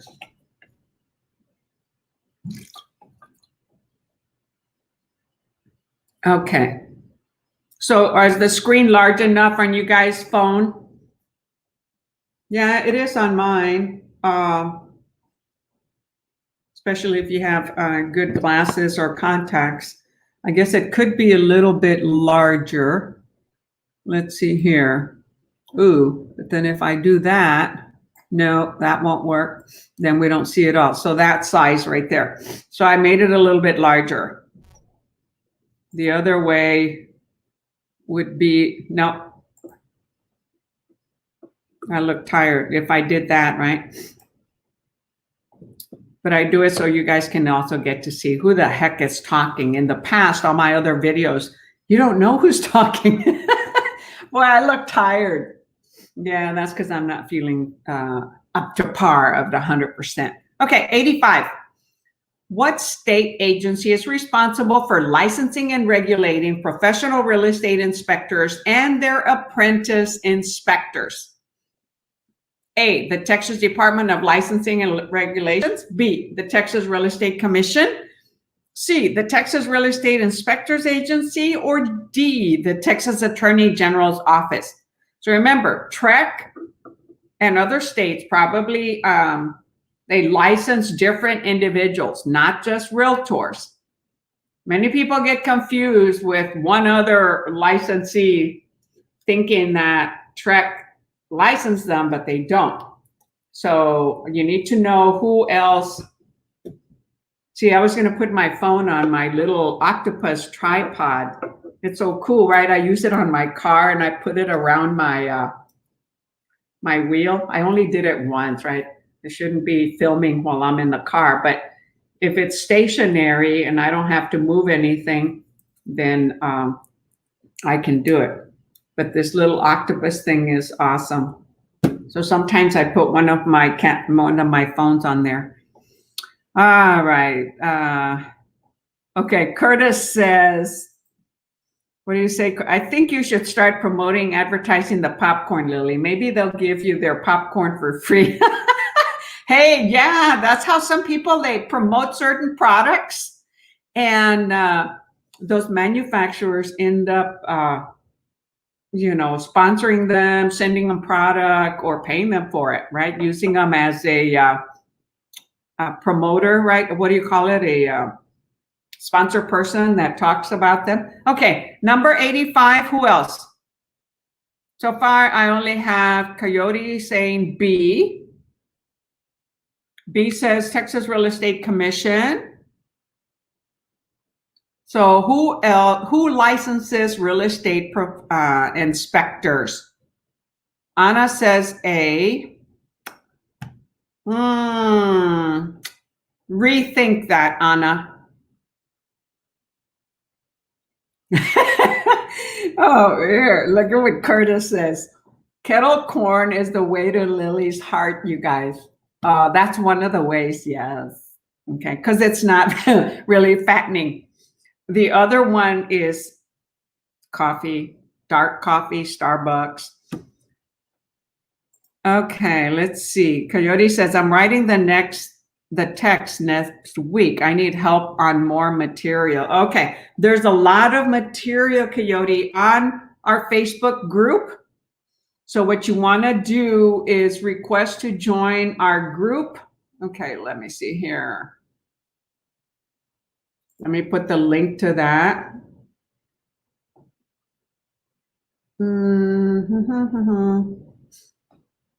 I'll put the link on here and you can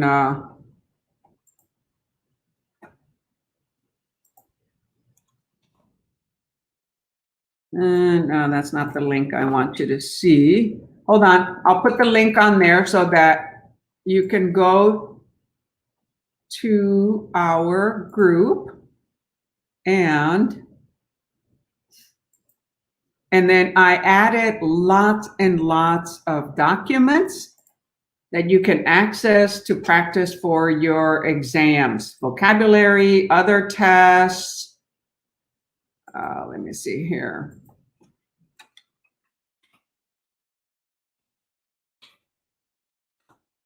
Hold on, I'm getting the link here for Facebook. Come on.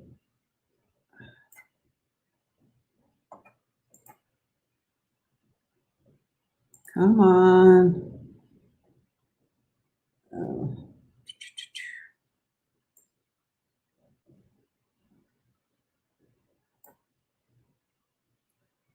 Okay, let's see here.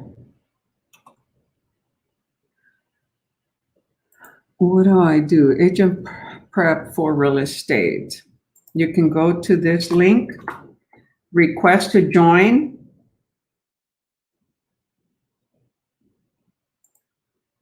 You're not on Facebook, please, can I have it on YouTube? I don't have them posted on YouTube. Okay. So you'd have to join the Facebook group in order to have access to all the documents that I've posted on there. I'll see if I can post them on YouTube. However, they're all on this Facebook group. You're going to get into real estate. You want to have a Facebook account. Okay. It's quick and easy to create a Facebook account just so that you can have access to other Facebook groups, because you're going to need it once you get into real estate. Okay. So number 85, the answer was B. The Texas Real Estate Commission, they license salespersons for real estate, brokers, home inspectors, easement individuals, and property management. Okay. So that's what TREC license is. Oh, I'm sorry. The answer was TREC. Yeah. So TREC licenses real estate inspectors, 85B.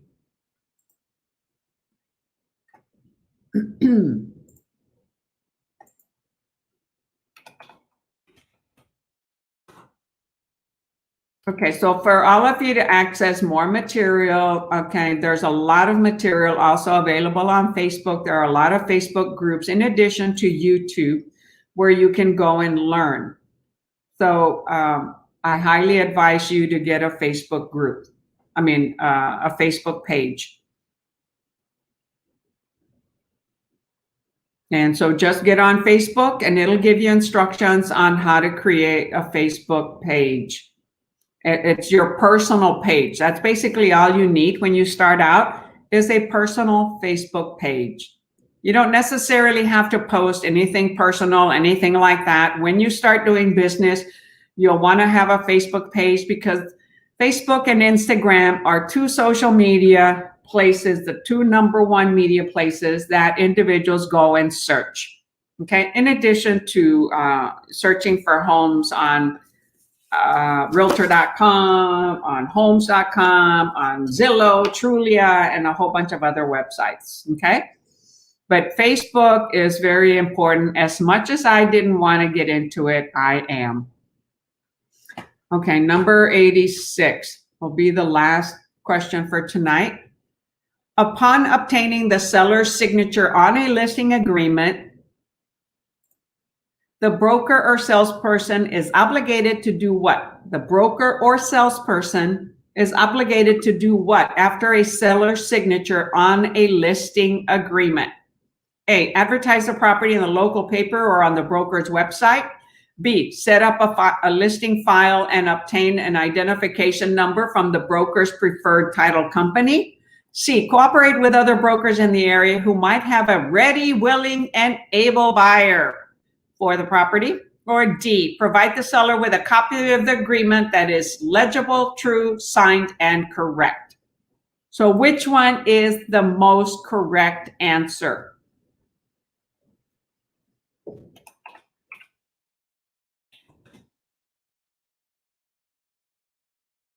Sometimes there are several correct answers, but it's which one is the most correct and is a priority.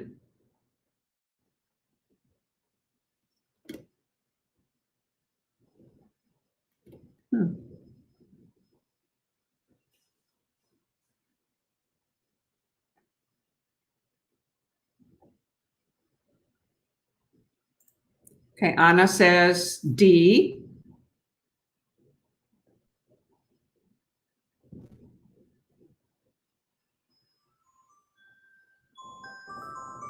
That's my 8 o'clock unwind alarm, if you heard it. Yeah, you know, when you put these phones on Do Not Disturb, it doesn't shut off the alarms. I have to remember to also do that. Okay, so far I have DD. Anna and Curtis say D. Anybody else?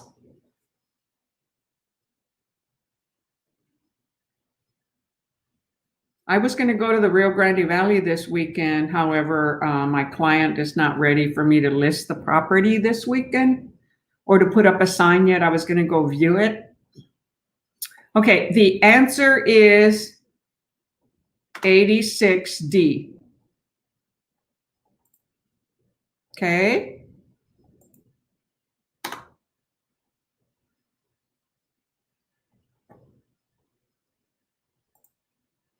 I guess I must be broadcasting it on my business page because it shows up on there, and also on my Facebook group because it is showing live on the group. Okay, do y'all understand that one? You got it right, but for those of you that didn't reply, first thing we have to do is legible, true, signed, and correct. We don't have to put it in the local paper because that's not the best use of our money. You're from the Valley, Nydia, so is Curtis. Curtis is also from the Valley. You're a Valley girl, so am I. I'm originally from Mercedes, but I moved to San Antonio November of 2018. And I moved back to the Rio Grande Valley in January of 2011. So I stayed there for 7 years and moved to San Antonio. The Valley was no longer quite enough for me. And I wanted more diversity, more accessibility, either more centrally so I could travel quickly to Oregon, where my foster daughter was, but now she moved to San Antonio. Okay, you all did great. It was awesome to have you participating, both from YouTube and from our Facebook group.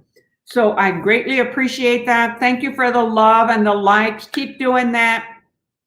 These go on every week unless I don't send out a notice. You know, many of you, if you registered with Texas Real Estate Commission, you receive an email from me because I download the registrants from TREC.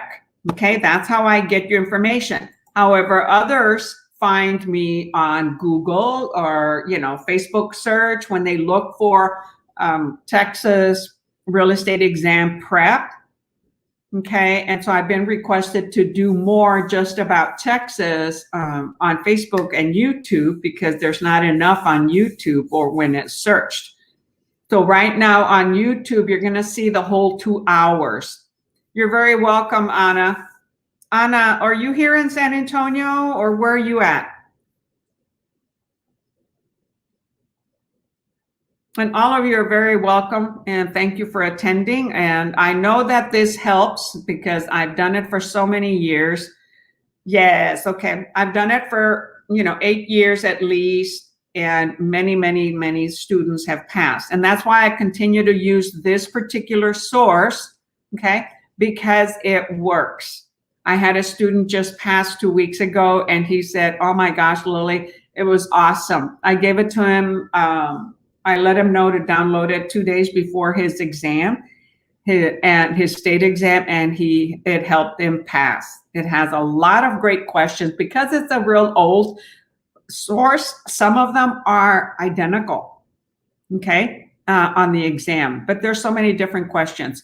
So on the Facebook group, I posted acronyms for different types of acronyms for you to know, some math cheat sheets, how to know the months in the year so that you know which months have 30 and 31 and 28 when you're counting on the finance in, or how many days of interest are going to be calculated by the title company when you do proration. So that one has other information, some real estate math, okay, and this is the land survey with townships, the rectangular survey that's used in some areas. There's a lot of new information that I posted. This is the new real estate contract. This I did not put on there, okay? Because that's readily available on, you Google it. And that's what we were on. Oh, and this exam, this book, for those of you who access this book and you download it, okay, it's also on Google for free. One of the things that this book does is if you miss certain questions on each exam, it then divides the questions according to the section that is discussed. So when you take your exam and you get your results, right, you get all the different sections, for the state that you have to pass, and they tell you how many you failed. So your weakness area, let's say it's property ownership. You can come in here, okay, property ownership, it's question 1, 2, 3, 114, 19, 32, 41, 57, 63. So you go to those questions on exam number 1. If it's contracts, look, there's a lot of questions, right? Because there's a lot of questions on contracts. You go to those questions and you study those questions. So it separates the questions for you on the national and the Texas. That's another reason I love this particular book, because it gives you more. The new one that I bought, I'm not crazy about it, so I'm not going to use it. And let's see. So see what is, so I love, this is an awesome book. So Curtis says, Valley people who might have time or availability should meet up to study a couple of days during a week or every day if possible, this being apart from Lillie's class. I know it will benefit us each other. Yes, you all can do that. So what book is this again? Okay, it's this one here, the Texas Real Estate Commission, the Texas Real Estate Exam, 4th edition, okay? And it is in our Facebook group. Let me show you. So, okay, Anna, you're in the Facebook group, okay? So on our Facebook group, come on, expand.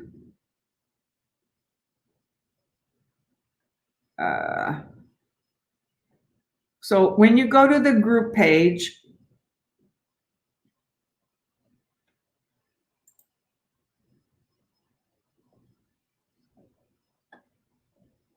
Okay, so hold on. I need to duplicate this.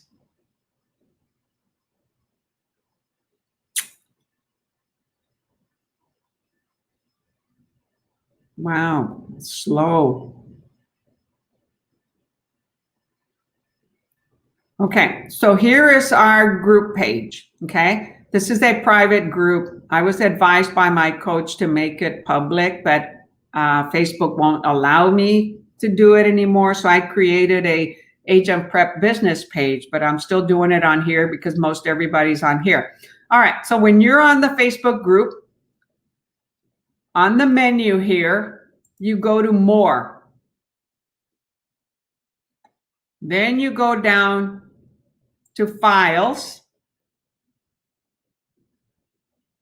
And I experienced some students couldn't see all of them. So I don't know, maybe they weren't waiting for it to download, but it's the very last one.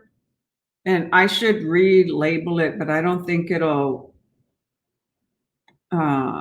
won't let me rename it. So what I'm going to have to do is, so it's this one, copy 3, 615. I'm going to rename it on my, let's see here, Texas real estate sales exam. Let me see, number 3. Let me see, where is it here? Texas real estate sales exam. That's a new one, but I don't like this book. Yeah, I don't like that one. Okay, so I'm going to upload that one into our group so that you have it right away there. It's labeled.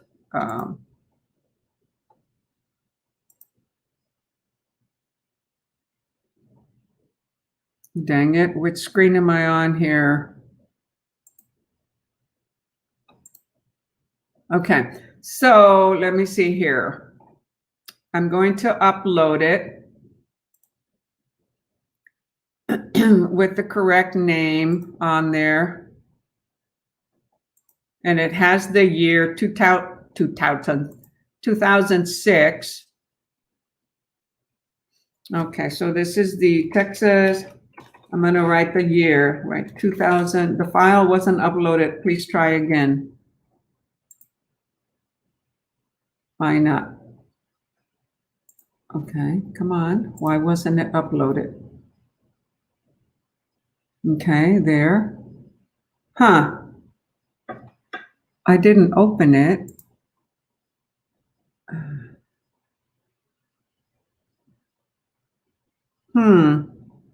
Okay, I'll have to do it later. For some reason, it's not accepting it right now, but that's where you can download it from. It's actually on, it's on Google. Upload a file. It's not liking it. All right. So let me show you on Google. Okay. Texas real estate exam. No, Texas real estate sales exam, 4th edition. Let's see here. It's a PDF. See, they're selling it, okay. However, it's free.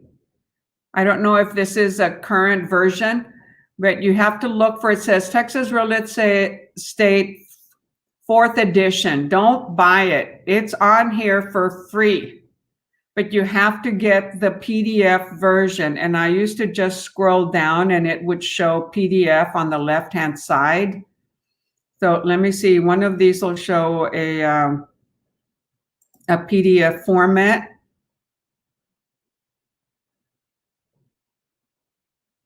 See here, it says you can download it. I just never know always. A lot of these places that you go to, you end up downloading something else. Okay, so be very careful what you're clicking on. Okay, here, you know, they've got so many other things on there. So let me put on here PDF. Because I used to find it really quick before when my student referred it to me years ago. I've been using it for many, many, many years. And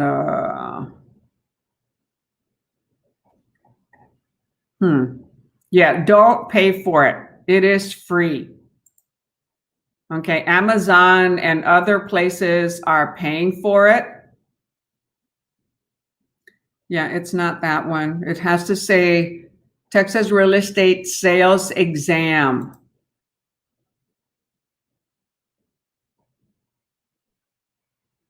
See, here they have a whole bunch of other stuff. So they're not making it easy anymore for you to find the right one. See, this one has, I think that's the one I clicked already. Let's see here, preview PDF. Okay, this is it. Okay, so this is the actual version here. It's 287 pages. Okay, so let me visit PDF download to download it. So you say you got it? Okay, very good. Sorry, I didn't look at your notes. That's awesome, Anna. So you got it from our Facebook group. Awesome. Okay. So it's an excellent source. You can look for, if you're going to buy other books, buy others similar to that one. Okay. Because of the different things that it does. And I think Learning Express has some other ones, which is the other one that I bought. However, I'm not liking it the same way. It's not set up the same way as this one, and the quality is not as good, so it doesn't come out as clear. And, you know, you want easy access, visibility of books, okay? So you see here, Learning Express is the one that produced it. But I was looking for a newer one, and you have to look at, you know, what date is this one? Okay, now this one is from well, this is even older. So you don't want to go back even older. So I was looking for, you know, in thrift books, they sell older books, right? Okay, you guys, you ladies. So it was great having you in here. If you all in the Rio Grande Valley can get together and create a little group that you can study together, hey, do it. It'll help you. Okay, it'll help you a lot because you can help each other. I had other students, okay, studying some of this material, testing each other out. Study vocabulary, questions, and review the sections that you really are weak on. Okay, so you can watch this on YouTube, or you can watch it on the business page or on the Facebook group. Okay, my Facebook group has many, many years of recorded documents. Okay, on Facebook, it goes back like 3.5, 4 years. Okay, the quality's gotten better as I've had better resources. Okay, the older ones are not as good quality, but they're still there. Okay, until next time, catch you later.